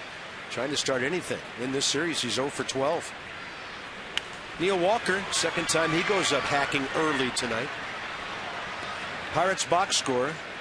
They only have 2 hits. The Alvarez leadoff laser, a low liner that got over the end of the right field scoreboard leading off the second. 1 out later, Travis Snyder a base hit, and that's been it. That ball laced to left and slicing.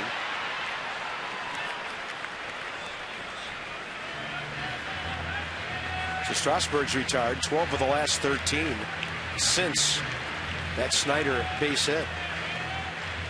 He got back to the fastball after the Alvarez home run. Started to throw a lot of changeups and curveballs, but right now, like you just said, not afraid of the heater.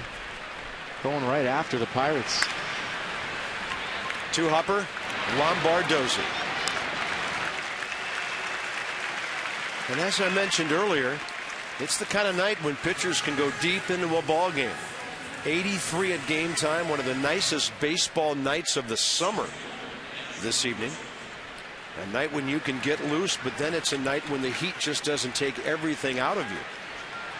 Here's McCutchen, who is lined to right and bounced to Zimmerman, who made a fine play and a good throw to retire him, leading off the fourth.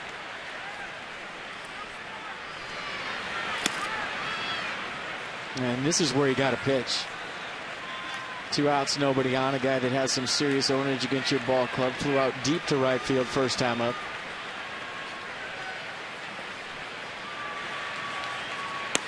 Get him, worry about Alvarez next inning. And that's what I mean, Carp. 1-0 curveball right there. Dump it in for strike one. That's pitching.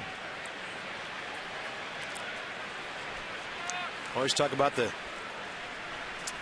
get ahead curveball. That was the get even curveball. And then he throws another really good one.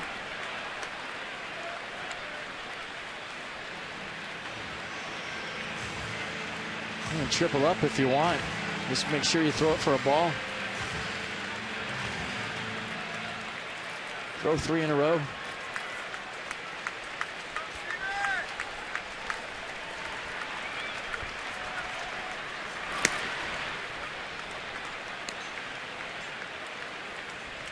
Or maybe set it up with a high fastball. See where they go.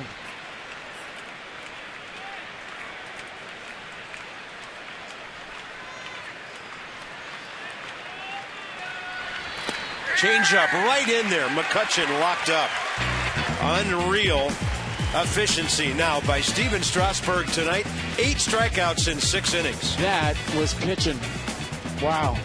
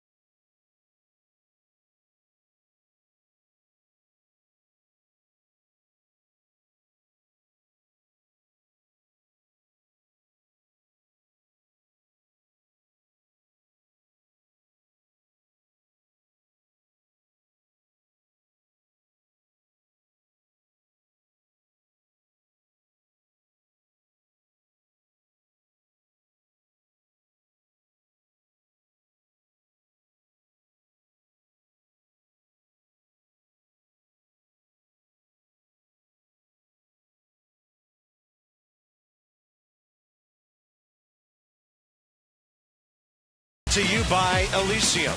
From the director of District 9 in theaters August 9th. And by Kia. Visit Kia.com to learn why Kia is one of the fastest growing car brands in America.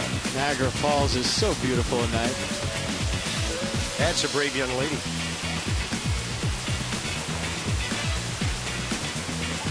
Water and kids, they are inseparable.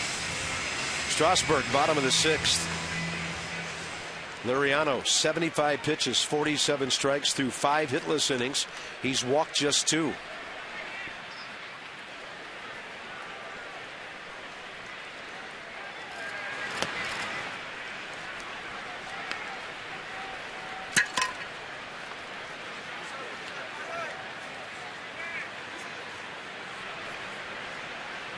Steven bounced out to second base first time up. Liriano drops a breaking ball in there at 82.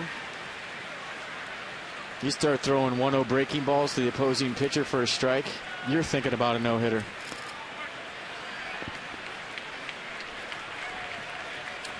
Bad news from New York. Braves got 5 in the 5th and lead 6-0. Phillies are scoreless early at St. Louis. Nats down 1-0 here. 2-1 pitch. Strasburg late. Nats trying to outduel the Pierogies, who actually had a lead there. You know the home team's going to win this thing. Teddy falling behind. Abe finishing strong. Tom finishing strong. And then George taking it to the house. Right to Mount Vernon. Nats win. All right.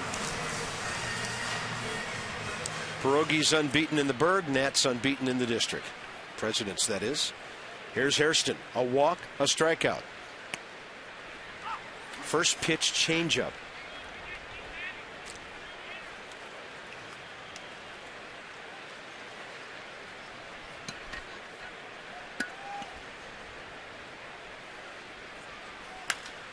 High in the air to center for McCutchen. Outs are coming quickly for Liriano. 5 pitches last inning. He's on the attack here, having thrown only 6 more.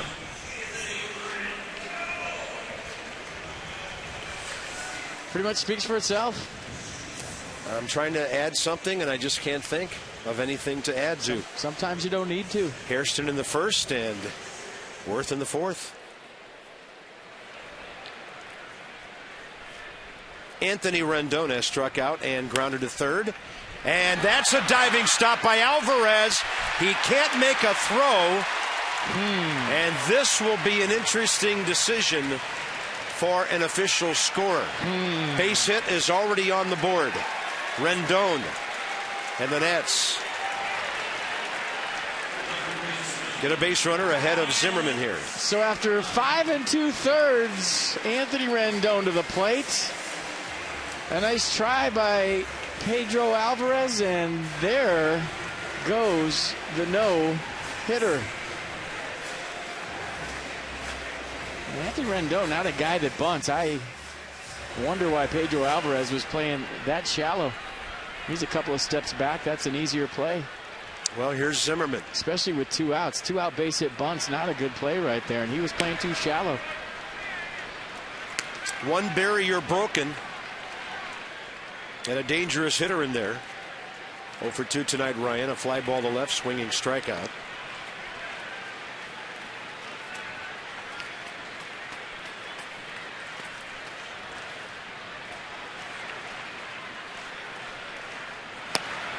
It's just interesting, right, Carv? The way the Pirates have played defense this whole series. They've been in the right place at the right time. Great scouting report.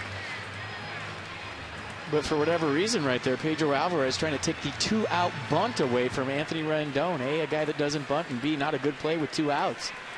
And that might have been the difference in the infield single.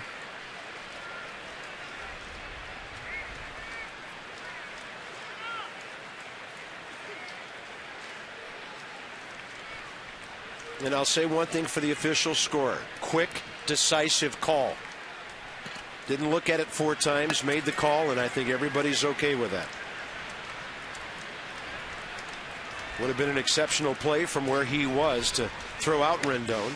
Yeah. That's outside on a changeup, 2-1. And I won't say he was thinking about giving Garrett Jones an error on that. I just won't say it.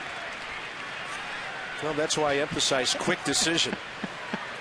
Because the longer those things take, the more it could be the wrong call. By the way, they took that error away from Chad Tracy the other night. Did they? That's now a hit. All right. That got changed today. Good. Then I'll stop with the Garrett Jones jokes. Well, that was changed today. Well, it should have been.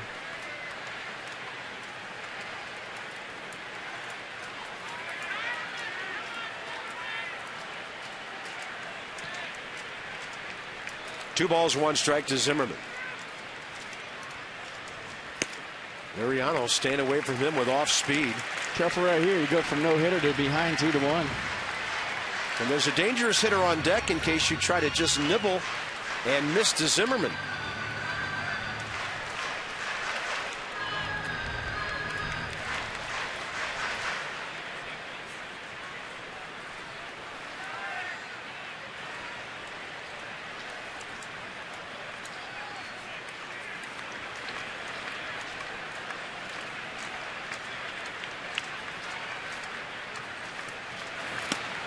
Not even close, and he never even came close to throwing Ryan a fastball when behind. That's his 3rd walk, and now he has to duel with the Nats' hottest hitter.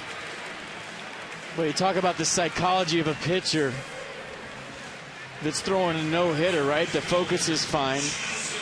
I mean, you're bearing down on every single pitch. You're redlining, trying to hit your spots, and all of a sudden that's gone, and it's a whole different ballgame. How do you regroup from being that focused to getting back to that focus after you give up the first hit? It's not easy.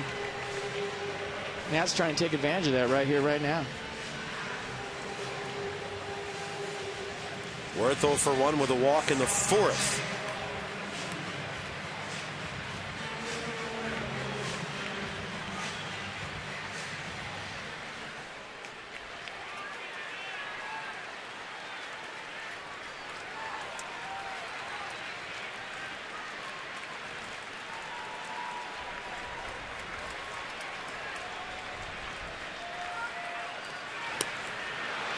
Yeah, that fading changeup, hard to get a read on. It was a strike for a while.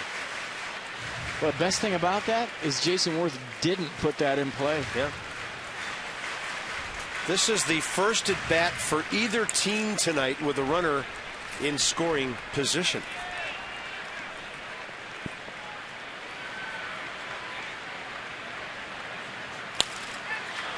That ball flared. It'll get out. And the Nats have been in some kind of scuffle with runners in scoring position, looking for that big hit. And Davey Johnson definitely has the right man in the right spot. Got to fight down 0-2, though.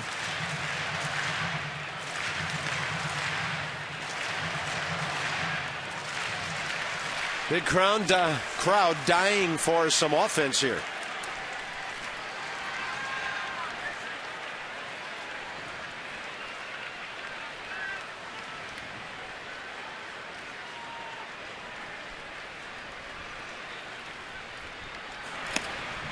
Close, so close on 0-2, and Liriano was about to depart for the third base dugout. That was closer than close. That was whatever closer than close is. Watch this backdoor slider. No idea where that missed, but Jason Worth will take it.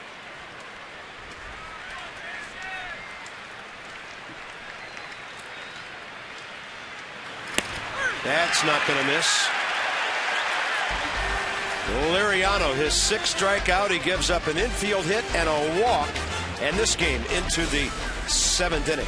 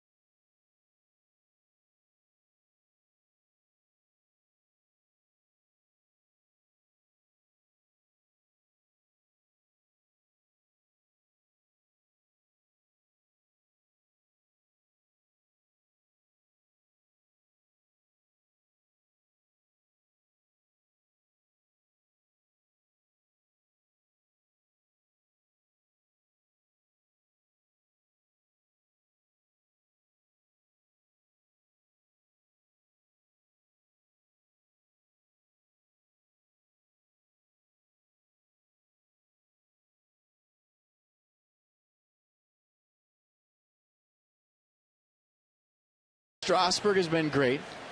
Francisco Liriano has been great, and Pedro Alvarez has been just good enough to put his team up 1-0. You got a 2-1 fastball from Strasburg, supposed to be in, or Strasburg. 26th home run of the year. Just smoothed it out there to right center field. That's the runway on a warm night, and not a whole lot to that swing. Strasburg supplying all the power.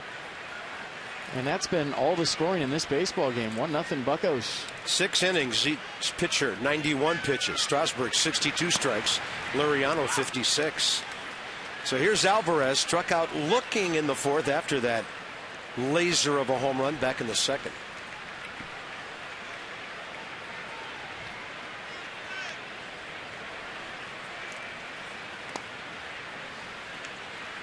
One ball, one strike.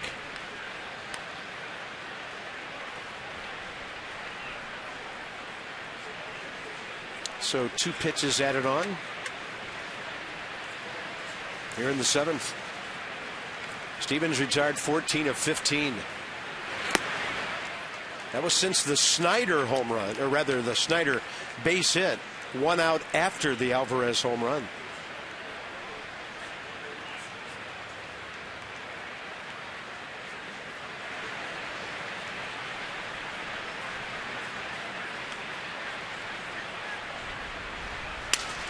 Sounded like a broken bat. Here comes Span. Denard will get there with a nice slide, a nice finish.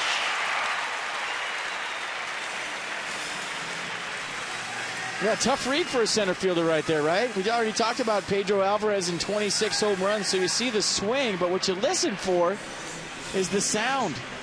So Alvarez bat, you see it break right there. Denard Span heard it break, so instead of stepping back like a lot of center fielders do with a power hitter in a big swing, Denard Span read the sound off the bat, good jump, and made a nice sliding catch. That looks like fun. For him it is.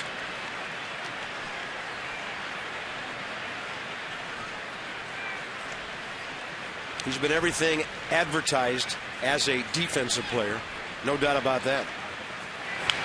Garrett Jones fouls one back. Big cut. 1 ball, 1 strike here in the top of the 7th.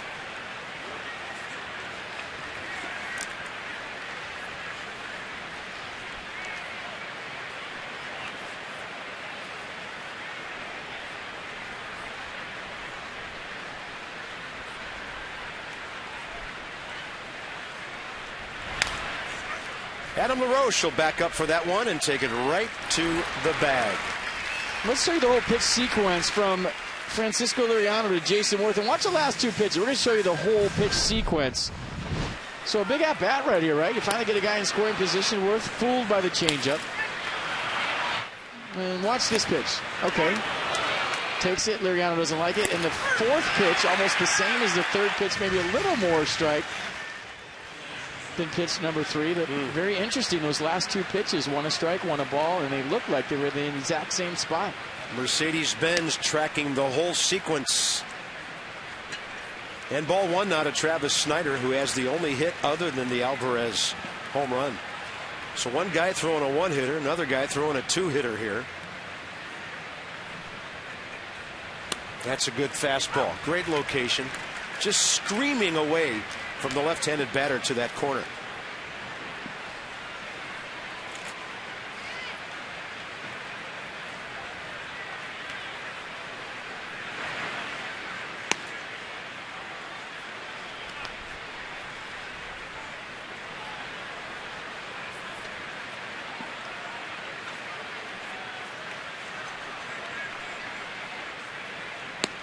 Big curveball, a beauty. Curveball 81, changeup 87 to 90 or so. Fastball up to 98. And he's been spectacular all night. All 3 pitches in the strike zone. Got in some kind of groove in the 3rd inning. Trying to go at least 7 for the 11th time this year. Steven has gone 8 twice.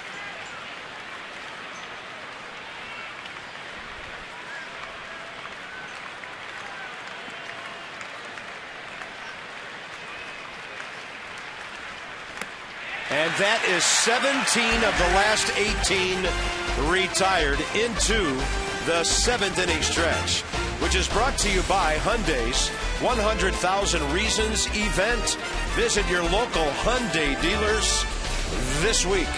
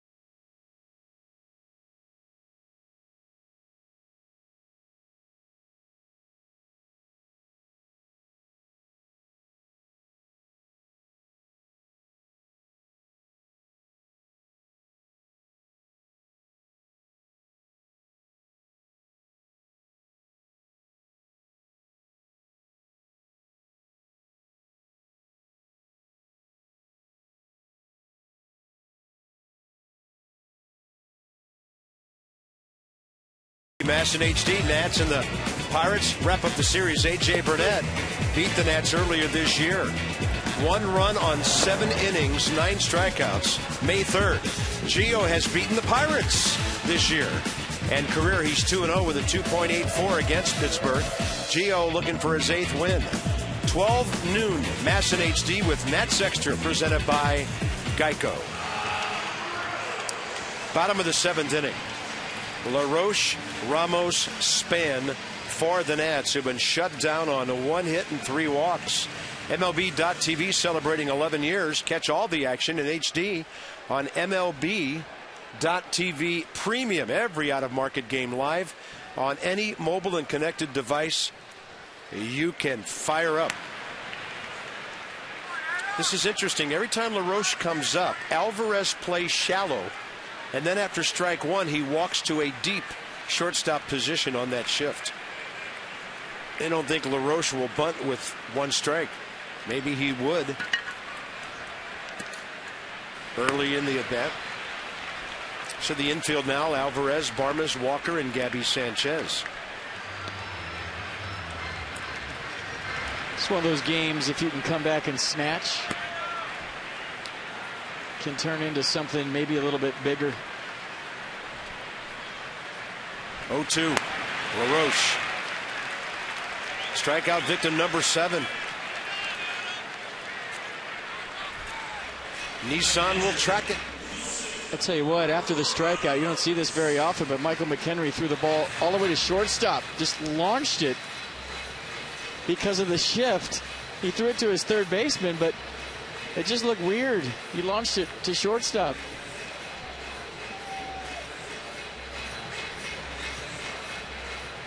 Two outstanding pitchers in a fantastic battle tonight. 1 pitch is the difference. Ramos has struck out and lined to right.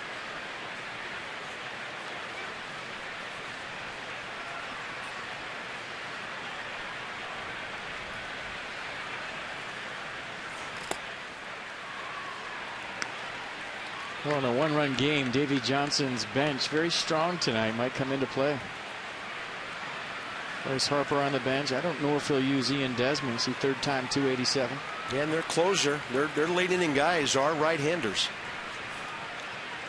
Bernardina, Harper, Tracy from the left side. Ramos will reach out and just bounce one to Gabby Sanchez. Easy out. You know he's going crazy tonight. 99 games out of 100. Taking the night off. And there's Kurt Suzuki, who Davey said will play tomorrow. And then he'll probably also play the first game of the doubleheader on Friday. That looks like Desmond's lacing him up. Ramos probably back behind the plate for the night game Friday. I know what Jason Worth is telling Kurt Suzuki. 1 was a strike, 1 was a ball. They were both in the same spot. That ball's well hit by Span, but right at the left fielder. And Starling Marte almost stopped too quickly. Ball dies into his glove. Into the 8th inning. 1-0.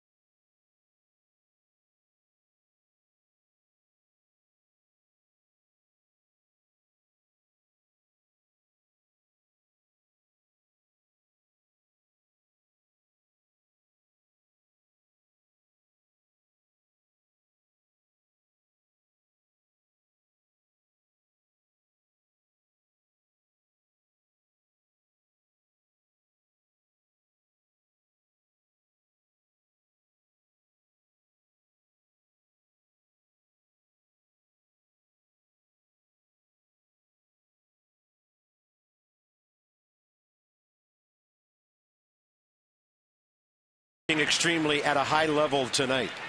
Bottom 3 coming up for the Pirates, top of the 8th. First half division champion Potomac Nationals back in Woodbridge August 1st through 3rd. Highlighting the upcoming homestand, Hog Roast Night. Who wants to miss that? Ian Desmond poster. And the most unique giveaway item in minor league baseball, the Roger Bernardina Sharkarine figurine. See the future Nats today at PotomacNationals.com or call 703-590-2311. We got to get a hold of one of those. The hog? No, the Sharkarine. Oh, all right.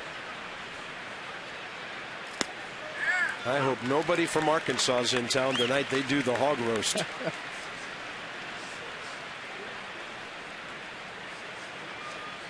Michael McHenry, the catcher.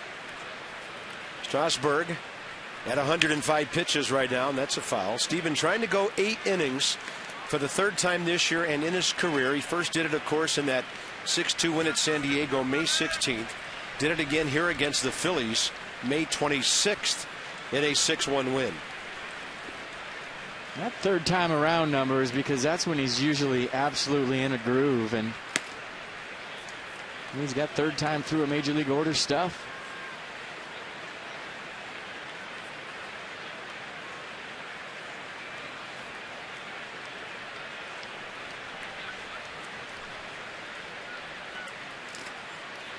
The curveball just totally changing directions on the hitter and the catcher. Yeah, I've been in these situations where you're struggling as an offense and the other team scores first and you're having trouble driving runs in. All of a sudden that 1 looks like a 10 on the scoreboard, and as a team collectively you all start to press. Yeah. And as soon as that ball went out of the yard, I'm sure a lot of fans have the same feeling at home that just based on what they've seen from the Nationals offense the past couple of weeks. That's a 10 strikeout game for Steven Strasburg for the first time this year. His previous high 9 in that win over the Phillies. Yeah, still got 97 in the tank and just climbs a ladder right here on Michael McHenry for his 10th punch out of the night. 9th time career, 3rd time the victims are the Pirates. Here's Barmes. That's when, as a backup catcher, you walk right by Russell Martin and say, I hope you're enjoying your night off. Glad I could give you a breather and face this guy. I could wear it after Strasburg tonight. Go get him tomorrow. 1 ball, 1 strike to Barmes. Francisco Liriano is on deck.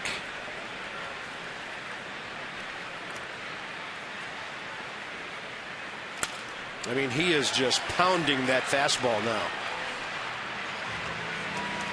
Very aggressive with the heater all night long after the 2nd inning. Gave up that home run to Alvarez. Went to the changeup to get out of that inning. And then it was just, here's my heater, hit it. Right in there. Just runs it right back in at 97. 11 strikeouts. 3 in a row. It's fun to watch the curveball from Steven Strasburg. It's enjoyable to watch the wipeout changeup, but there is nothing like Strasburg when he's just going with number 1 and he is throwing heat and challenging you. That's when he's at his best. He keeps this up, they can build another wing at the Children's Inn at NIH. $37 for every strikeout, thanks to the DC area Toyota dealers and Toyota K's for Kids. It's just more of an attitude. It's not even about stuff. When he goes to the fastball like this and gets in the groove and his mechanics are right and just goes right after guys. I mean, he goes from 6'4" to 7'2" when he's throwing the fastball like this. The mound presence unbelievable when he throws the heat.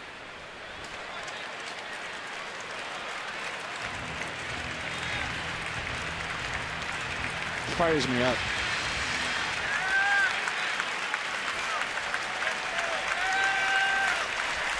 Crowd sensing it.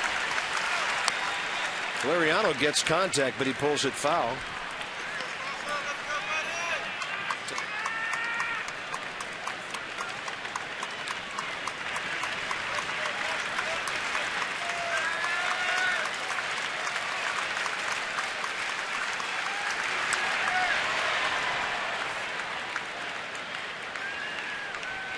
Maybe time to drop a big-time hook on this guy. He's swinging at that fastball. Stay with the heat. Keep throwing the fastball. Throw it all night long.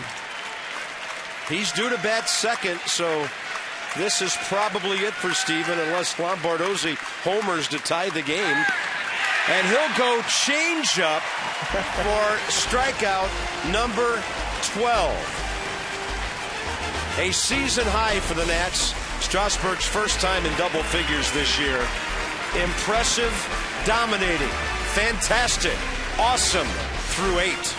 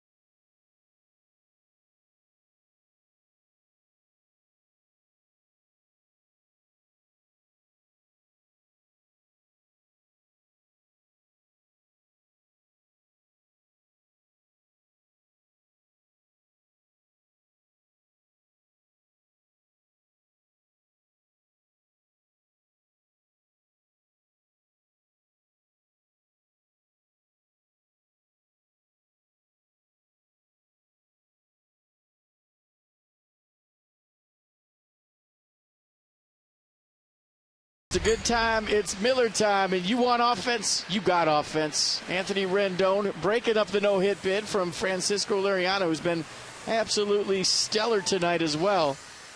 That was with 2 outs in the 6th inning, an infield single, and that's the 1 hit for the Washington Nationals tonight.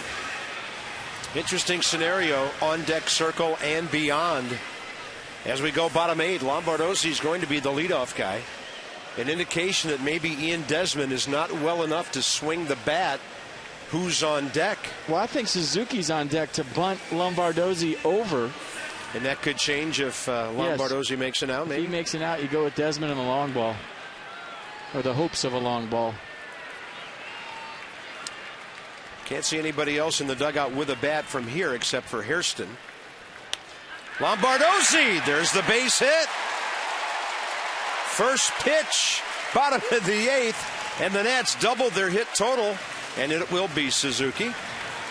Boy, at the very least, you would love to get Steven Strasburg off the hook if you're Davey Johnson. At the very most, you would love to get him a win with the way he's pitched here tonight. Lombardozzi, first pitch, not waiting around, barrel to the ball, line drive up the middle, and you would think that Kurt Suzuki is going to be trying to sacrifice Lombardozzi over to second base. Justin Wilson. Just in case the Nats would pull out one of those left-handed bats.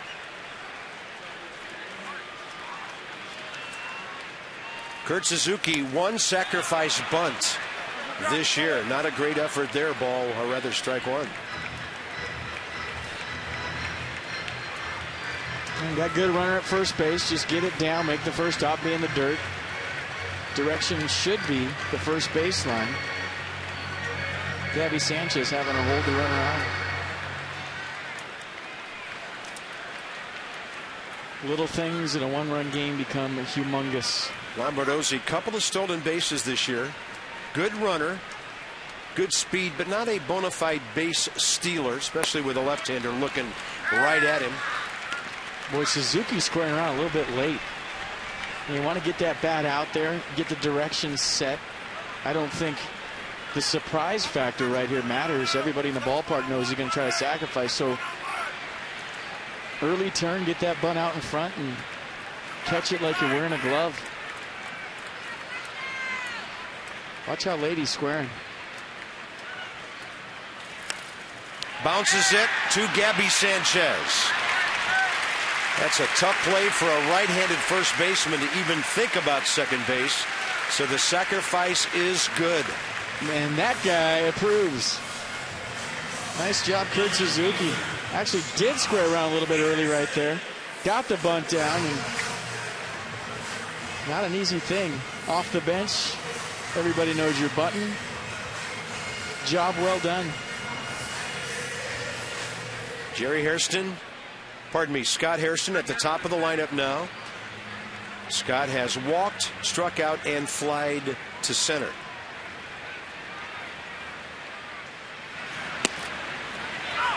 He has made his living the last few years facing left-handed pitchers. And make his living with the Nats right here with the base hit. Drew Storen was throwing alone, but he's not throwing alone anymore.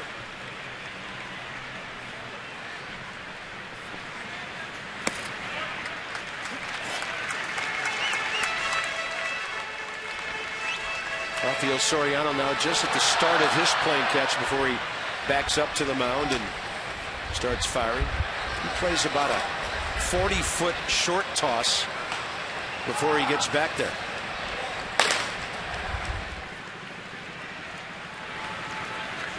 One. Hairston went down, took a pretty good cut. I think saying the Nats are in desperate need of a base hit with a runner in scoring position might be the understatement of the year.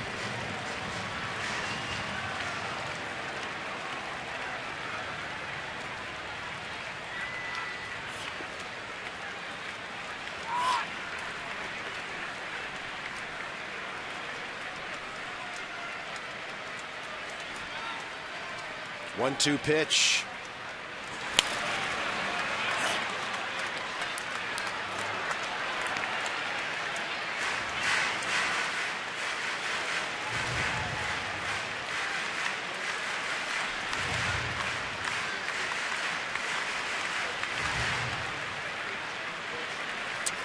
Well, the man who had the only hit for the Nats until this inning, Anthony Rendon, waiting.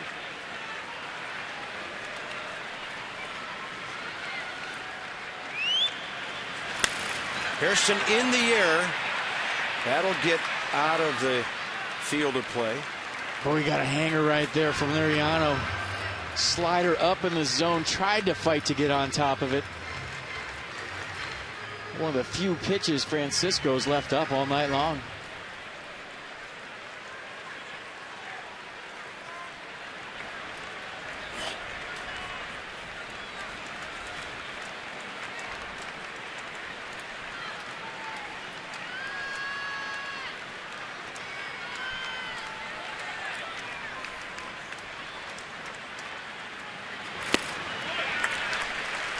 And he works the count even.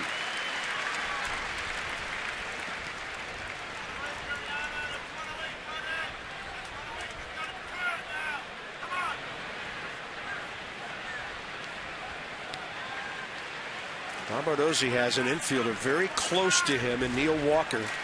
Steve has to be very aware of the line drive. Make it go through. 2-2 pitch. Way outside. Don't think he's thrown a 3-2 fastball all night. Strasburg finished at 118. Liriano at 109.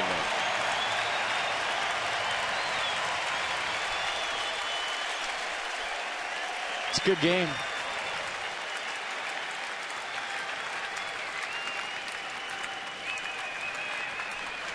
Payoff pitch with one out. They're going to call him out. Estabrook pulls out the bow and arrow, and Scott Hairston thought it was ball four. Liriano's 8th strikeout. Kinetic North America will track it. Might have been the last pitch of the night from Francisco Liriano, and he went backdoor slider. Like I said, he hasn't thrown a 3-2 fastball all night long. Goes with the off speed again. Good frame by Michael McHenry on the backside, and pitch track had it as a strike. Liriano handing the ball to Clint Hurdle. You see Hairston saying that's low, that's low. So he struck out 8.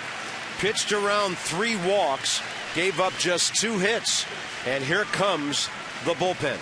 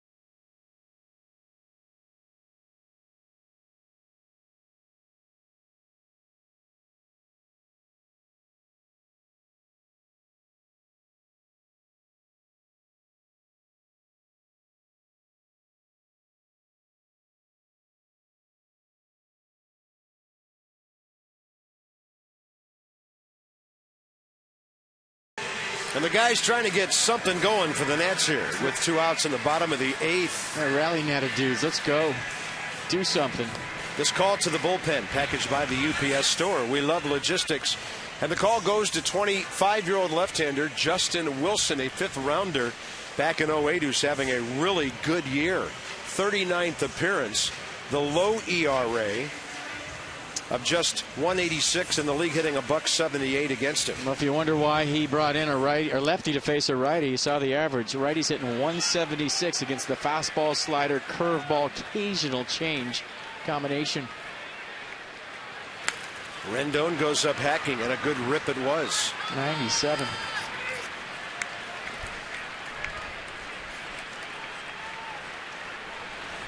I mean, you just see it team after team after team. Every guy that comes out of a bullpen throwing upper 90s and occasional triple digits.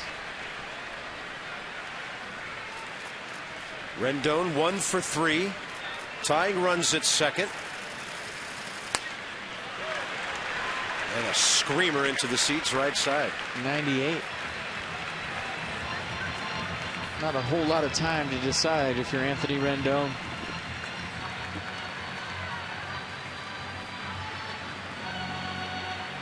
Well, bad parts is a 2-strike count for Rendon. Good part is Lombardozzi's going as soon as his hands move, so he'll get a good jump on contact.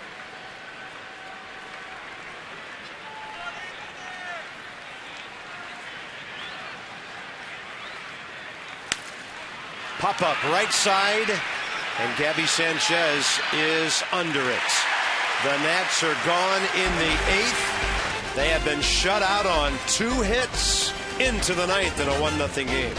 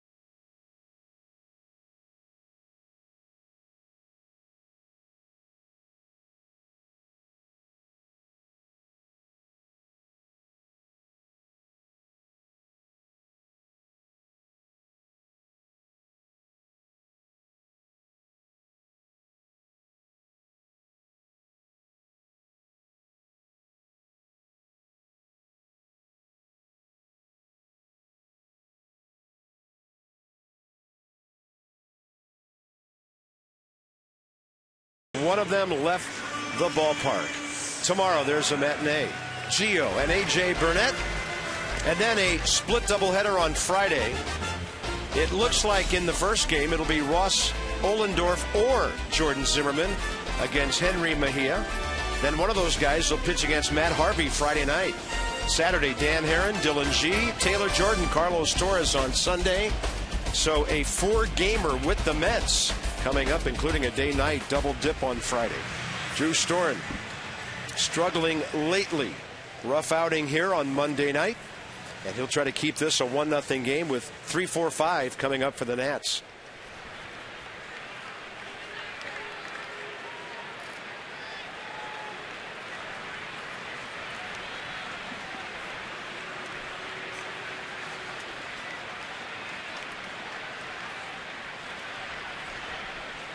First batter, Starling Marte.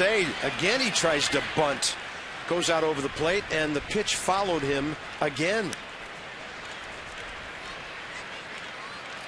I think he nailed it, Carp, talking about his struggles, and he's trying to get on any way he can for his ball club, and he's trying to do it via the bunt, but he's trying to push it to second base, and he's done it on a couple of two-seam fastballs up and in. Almost got hit in the coconut last time up. Marte 0 for 1 career against Storen. Had a breaking ball, low and away.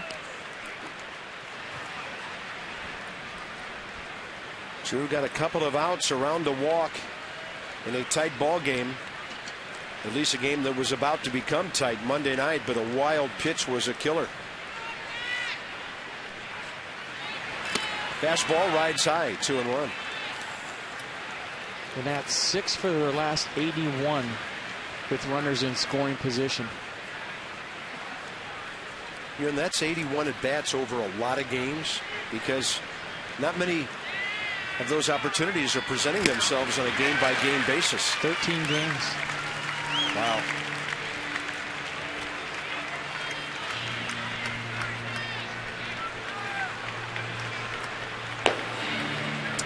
Well, there he is, Mark Melancon. He closed out a ball game last night when they had a 5-1 lead. So he'll be going out for a save in the bottom of the ninth. That's a breaking ball that required a Marte emergency hack to foul off. Well, when the Nats were in Pittsburgh, Marte was a lot more quiet with his lower half. In this series, he's been very jumpy, very quick with his feet. And that causes you to be a little bit tardy with your swing.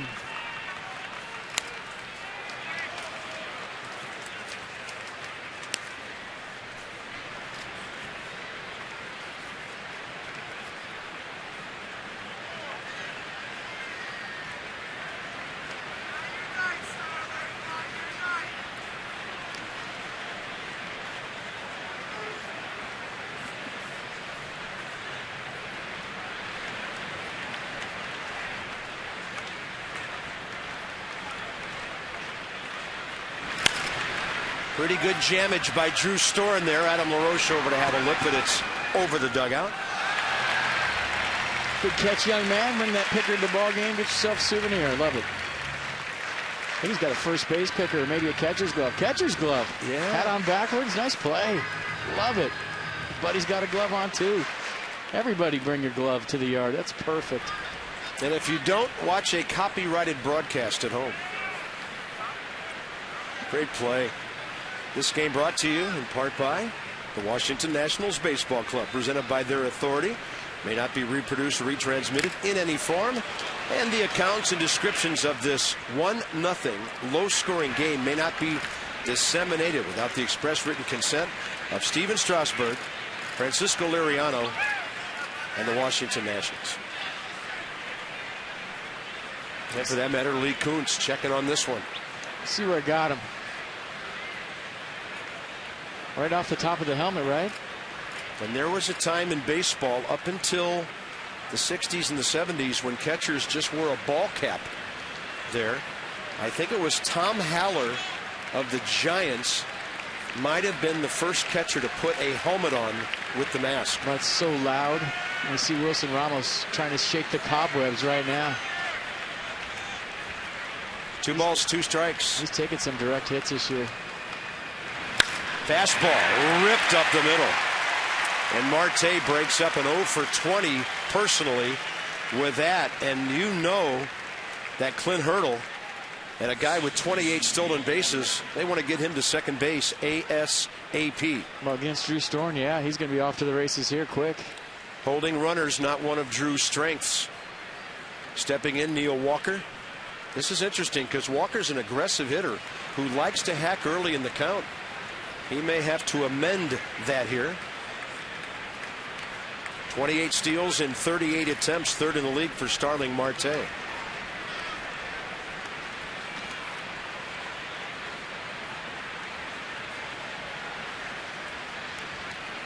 I wonder what the record for consecutive throwovers is.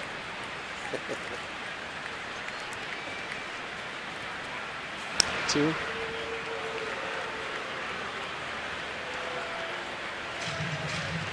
I mean, they keep stats for everything, don't they? Sure.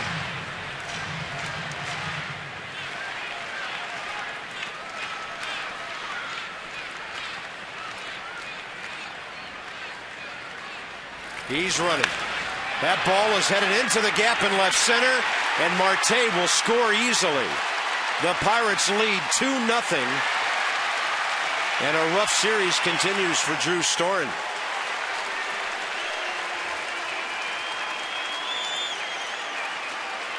Well, you tried to speed up your delivery, and what happens is you leave the ball right out over the plate. Storen pretty quick right there. Marte got a good jump, but he left it up. And I don't know if that was a planned hit and run by Clint Hurdle or Neil Walker just saw a pitch he liked, but regardless of what the call was, a double in the gap puts the Pirates up 2-0. Huge run.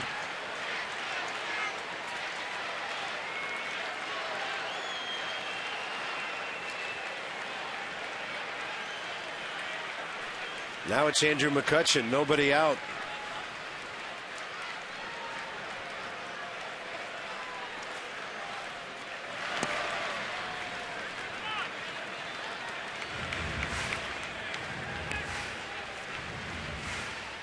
McCutchen, career against Storen, 2 for 3.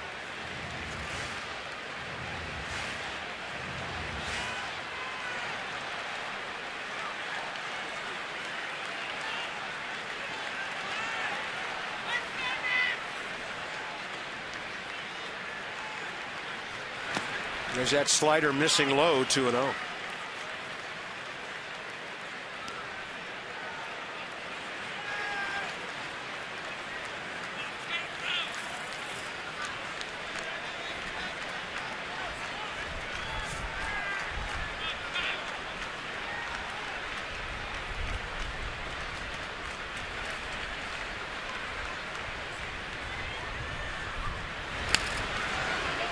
And McCutchen, eyes lighting up, seeing a high fastball.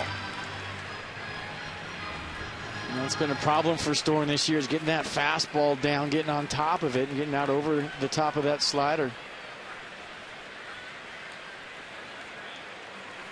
And he has been in some kind of scuffle here lately.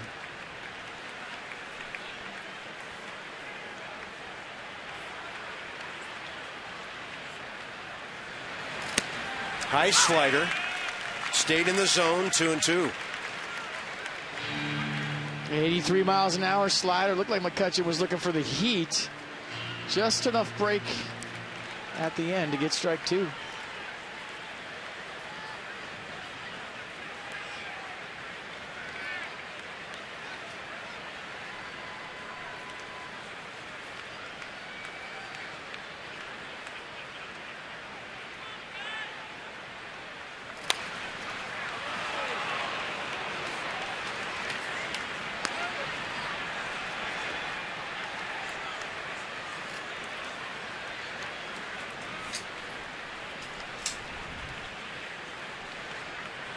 I think if you can try to bounce that slider and spin it up there as hard as you can, see if he'll chase. It's not a bad pitch, 2-2. Neil Walker, RBI double after the single by Marte. Pirates have doubled their hit total with these two ninth-inning knocks. And a 2-2 from Drew Storen. Fastball up. Zimmerman grabs it. Walker stays home. No chance to double him off. Nats catch a break on a scorcher. It's time for your Kia drive of the game, and guess who? We're going all the way back to the second inning. Maybe the only, I don't even want to say bad pitch that Steven Strasburg made all night. Just a center cut fastball, 2-1. Pedro Alvarez drove it out of the park, 26 home run, and that run has stood until the extra run by the Pirates here tonight. That was brought to you by Kia. Visit Kia.com to learn why Kia is one of the fastest growing car brands in America. Nats will walk Alvarez, take on Gabby Sanchez. Still out there checking it out, and what a night for Steven Strasburg. Third highest strikeout total ever, 14 against the Pirates. He had 13 against the Red Sox last year. Strikes out Bucks like they're walking the plank, and it was his 9th career double-digit strikeout game. Yeah, 14 in his debut, 13 as we said last May, and then 12 tonight here. Crazy.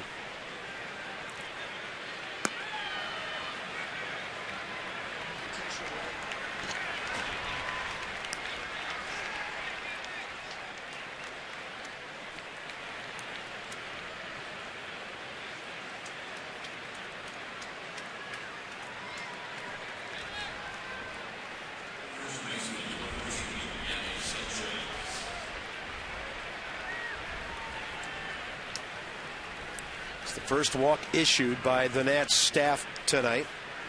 2 on 1 out. Gabby Sanchez. Storen flied him out. First batter he faced on Monday night. So Gabby is 1 for 7 career against Drew. Fastball up.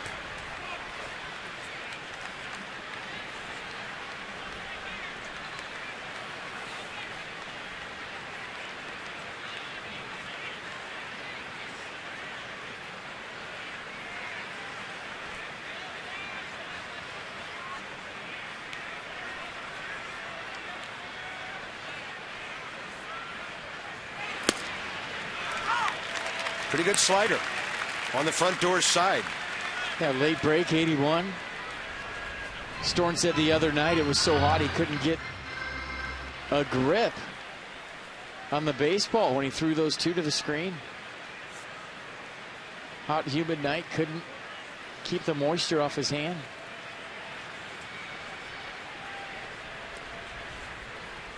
Not the case here tonight.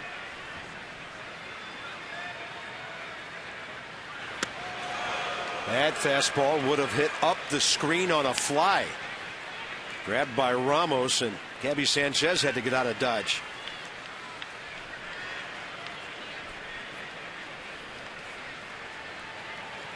Yeah, there's no humidity tonight whatsoever.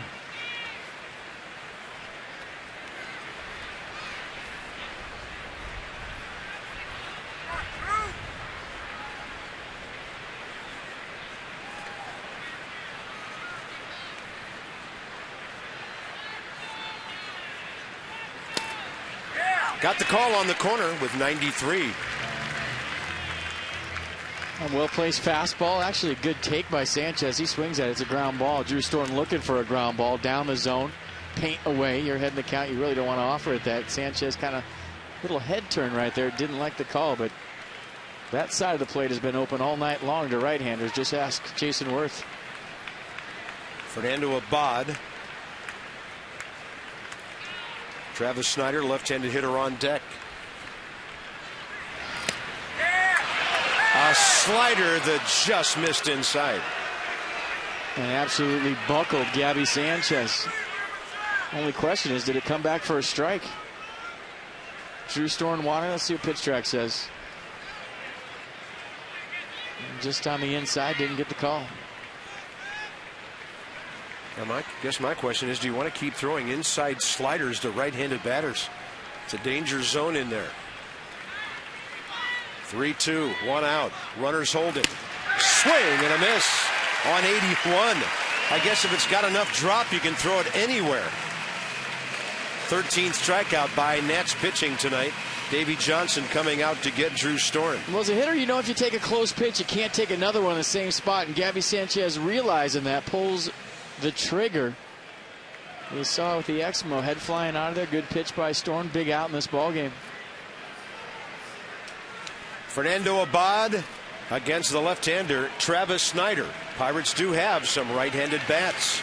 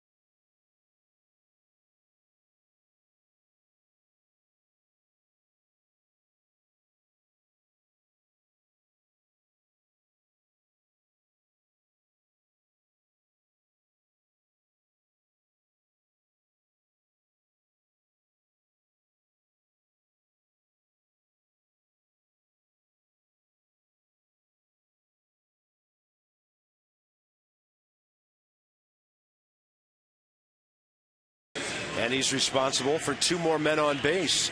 After the Nats and Pirates play the day game tomorrow, 2-hour version of the Mid-Atlantic Sports Report. Tom Davis, Dave Johnson, Mel Antonin from 5 to 7, recapping that game, this series, and previewing 4 against the Mets. The Mid-Atlantic Sports Report tomorrow, 5 to 7 on Masson. Fernando Abad will be going situational here, but it won't be against a left-hander after FP tells you about him. Yeah, fastball, curveball change. Fastball averaging 93 miles an hour. And it looks like Clint Hurdle's going to his bench. And that'll be Jose Tabata. He's got some pinch hitting numbers. 4 for 16.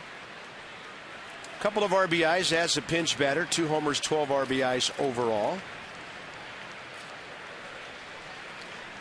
Second base, Neil Walker. First base, Pedro Alvarez.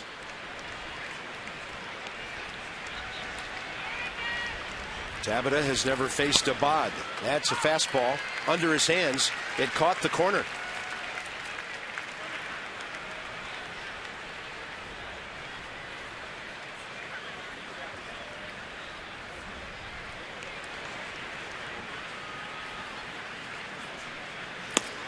Another fastball, close. 1-1. Ramos did a double take before throwing that ball back. I think he thought it was strike 2. Right there, wake up.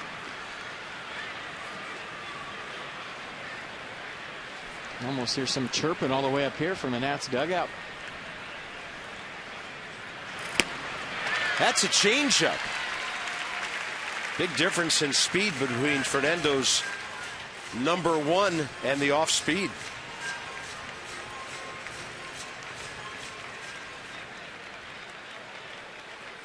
Two 2-0 ball game. Pirates have out hit the Nats 4-2. Got to keep this one right where it is, and a fastball up 2-2. Yeah, especially with Zimmerman, Worth, LaRoche due up. Big out to get. Another fastball up and in. They got some divers on this team, don't they? They do. And Tabata gets hit by that. 96 up and in. And he went hopping out of there. Bases loaded. Look, I got him in the right hand. He's flexing it right here. So his backhand coming toward the ball. Got him in the back forearm. Diving in there. Got the fastball in. Watch the back forearm. Let's listen to the sound if you want. Yeah, that's no good. Tabata hit by pitch for just the second time this year. He probably already got a mark there. Showing Rick Sofield, his first base coach. He's probably already bruising up. Got a tattoo on his tattoo. No margin for error now as McHenry faces Abad. 0 for 1 career is the matchup. The Pirates backup catcher 0 for 3 tonight, 2 strikeouts against Strasburg, who fanned 12.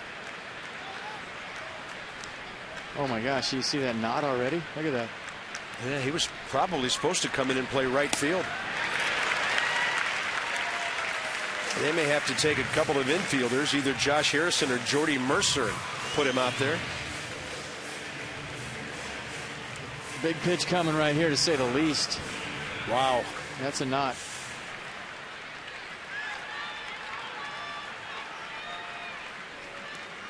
Oh, 2 Abad to McHenry. Bouncer, base hit. 2 runs, trying to score. Throw short. Pirates lead 4-0.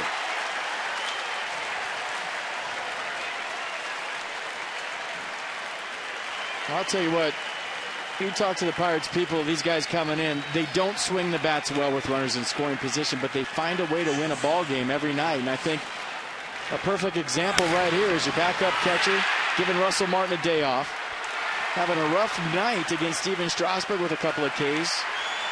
Ends up with maybe the biggest hit of the night for the Pirates to put them up 4-0.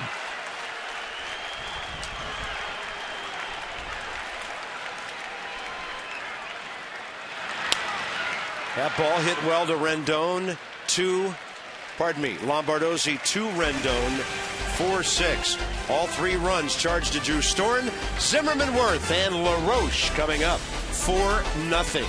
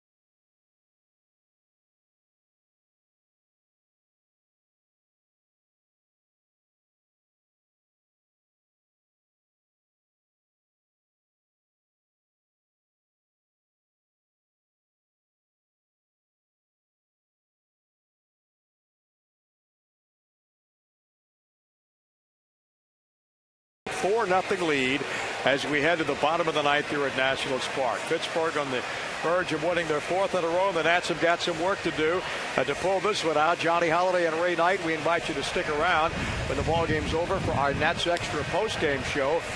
And what a absolutely disappointing night. I mean, you can't pick out the adjectives, Ray, to describe Steven Strasburg's work tonight. Fabulous. As good as any pitcher in this league this season. Tonight, he had that kind of stuff. One mistake, if you call it a mistake, 96-mile-an-hour fastball in the second inning on, I think, his 11th pitch of the ball game as Alvarez goes deep. But what a performance by both pitchers. Liriano was outstanding with that changeup, but Steven had it working, buddy. I mean, that was one of the finest ball games that I've seen him pitch or anybody pitch.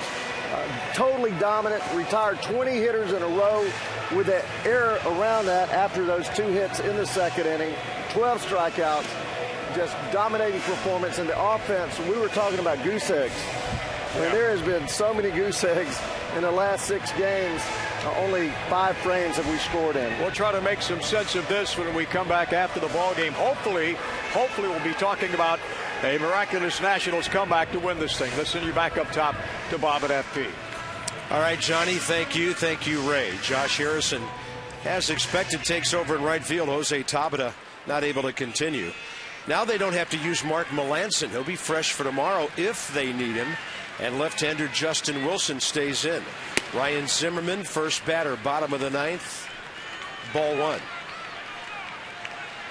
I'll tell you what, you watch what the Pirates have done here in these first 3 games. Obviously a big 3 outs to get for them. But it reminds me a lot of what the Nationals did to ball clubs last season. Yep.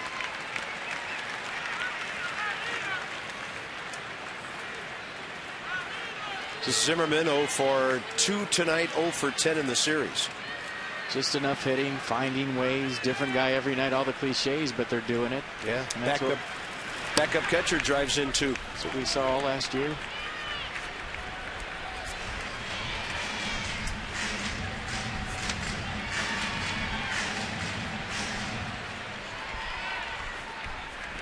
Clint Hurdle's ball club, unless they collapse here, about to go 21 games over 500. I still got 3 outs to get.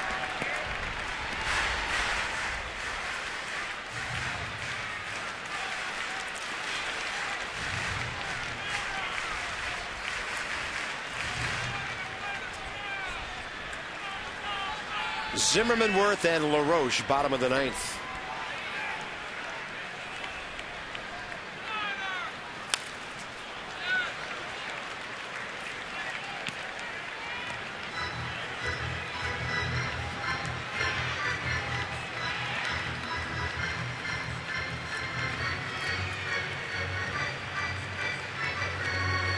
Ryan Zimmerman, 1 career AB against Justin Wilson, a walk.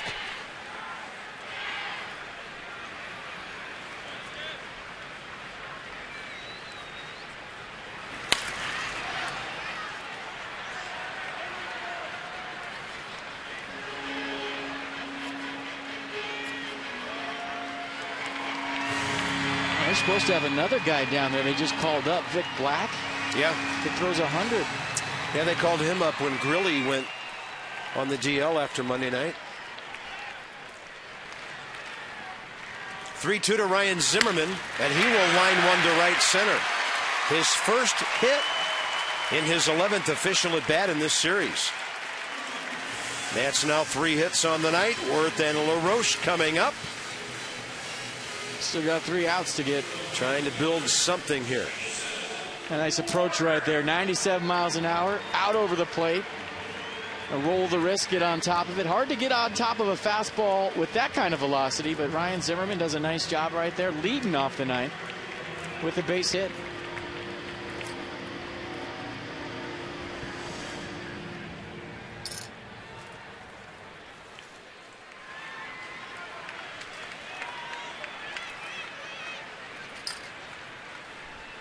Jason Worth 0 for 2 with 1 walk tonight. I would imagine Melancon's going to get up and start throwing here in a second. Could turn into a safe situation. Yeah, he's up. Nats would need 1 more base runner to get the tying run to the on-deck circle. And it won't take him long to warm up. He was ready until they scored those extra runs.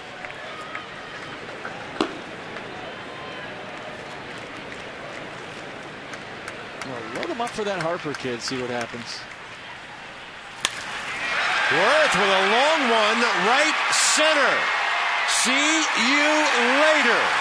It's a 4-2 game, and Jason Worth is hitting homers to all quadrants of this ballpark. Still got 3 outs to get.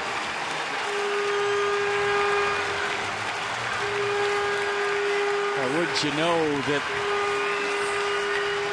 those runs the Pirates scored at the top of the 9th would loom large, but Jason Worth, 15th home run of the year, and we talked about the other night. I think that's the first home run I've seen him hit at Nats Park the other way. A part of the ballpark that he used to wear out as a Philly, and he's starting to wear out the same place as a National. Stay hot, Jason Worth.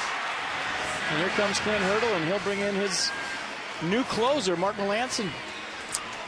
So a third of an inning for Wilson, who got Rendon to end the 8th. Couldn't get anybody out in the 9th. Melanson and LaRoche coming up.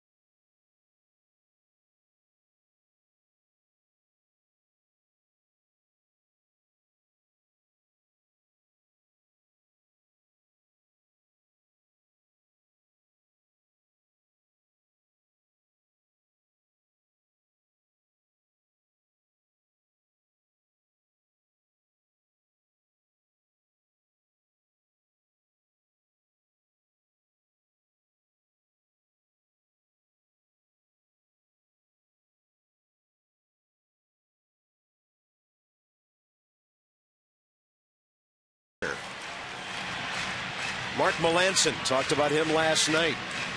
20 saves for the 2011 Houston Astros. Just one for Boston last year. He had 11 for their AAA at Pawtucket. Finds himself on the Pirates this year, and a guy who's capable of closing out a game. But the Nats suddenly making some noise. I see the opponent's average 185 against the fastball, cutter, curve combination. Fastball average is 93. Cutter average is 92. The curveball 81. Last night in the 9th inning, he lined out Rendon to the outfield, flew out Zimmerman, grounded out Adam LaRoche. Adam does have 2 career hits against him in 9 at-bats, double and triple, and he'll be the first batter when Melanson gets ready.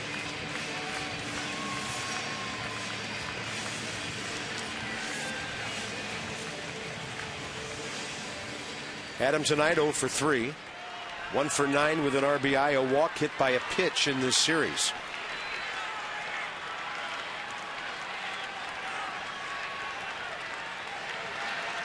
We see Alvarez playing on the grass. Excuse me, Clark. Yeah, That's to take away that push bunt from Adam LaRoche. He tried it a couple of times last night. Tried to bring a tying run to the plate. Yeah, you and I looked up at the same time, saw the same thing. Now this time Melanson doesn't get strike one, so Alvarez stays. Doesn't have the overpowering stuff that Grilli has. You saw the cutter right there, LaRoche. He does a nice job of moving the ball around and not afraid to pitch in. Ball 2.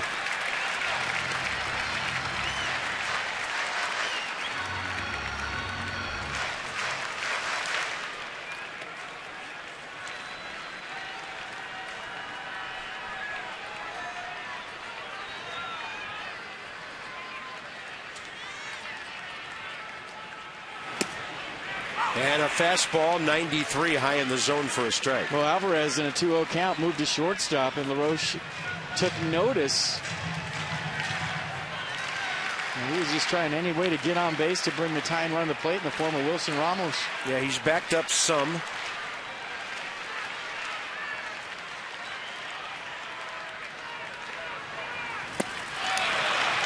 And the count's even, 2-2.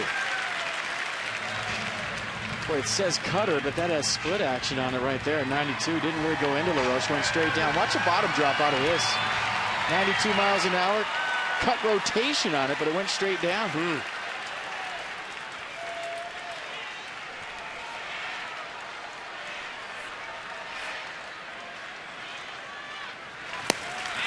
That's the first out in the bottom of the ninth. Wilson Ramos, Denard Span, the next two. And see the cutter again right here into LaRoche, and that one did break toward him. And you would think that if Wilson Ramos gets on here, you may see Bryce Harper pinch hit for Denard Span. Yeah, power needed rather than just contact. Both Ramos and Span are 0 for 1 career against Melanson. Wilson tonight 0 for 3. 3 for 10 in the series.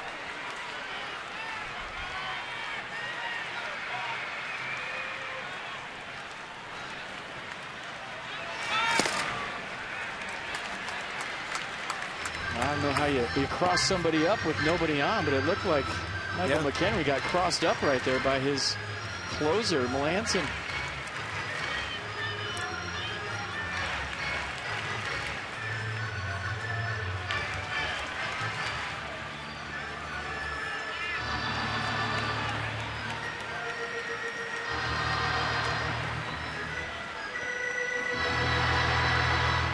Lowest ERA in the National League, guy on the mound. Interesting, lower than his closer, who has 30-some saves.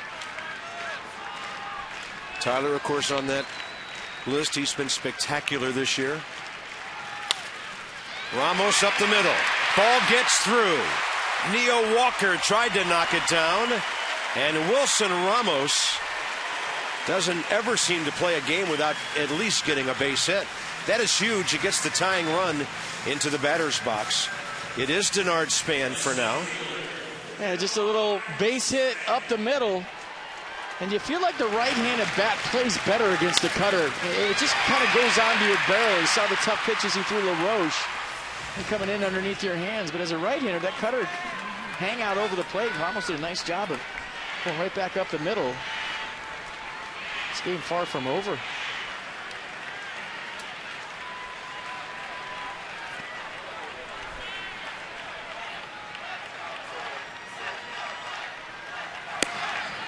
Fastball 94 for a strike. Denard 0 for 3 tonight. 5-game hitting streak on the line here. Lombardozzi next, then the pitcher spot.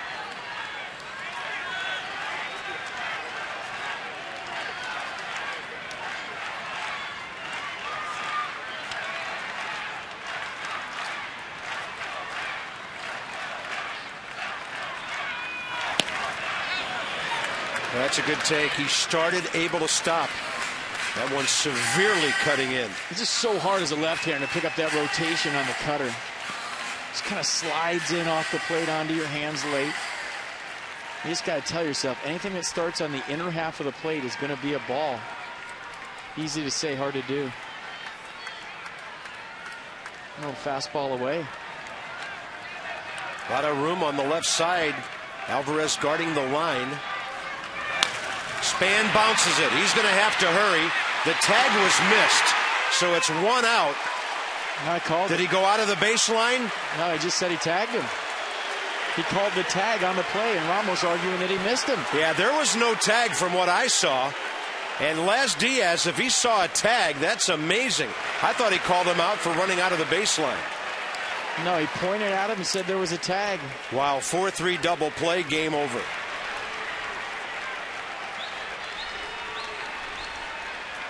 Davey Johnson out. Pirates jumping over their railing, and they've taken the first 3 games of this series. I couldn't tell from way up here. I mean, we'll look at the replay together, everybody. That looked good from that angle. But Wilson Ramos doesn't argue, so that'll tell you he thinks he missed him. That's not even close. Talk about a phantom double play.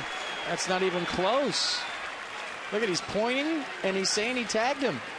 And that's the tying run, still on base in a 4-2 game if Las Diaz doesn't blow that call. Unbelievable. Nats are done.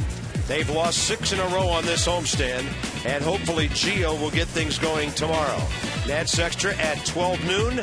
The ball game at 12:35 tomorrow. This has been a MASN presentation. Stay tuned now. Nats Extra postgame. Johnny and Ray coming up next from Nationals Park and from the booth. So long till 12:30 tomorrow.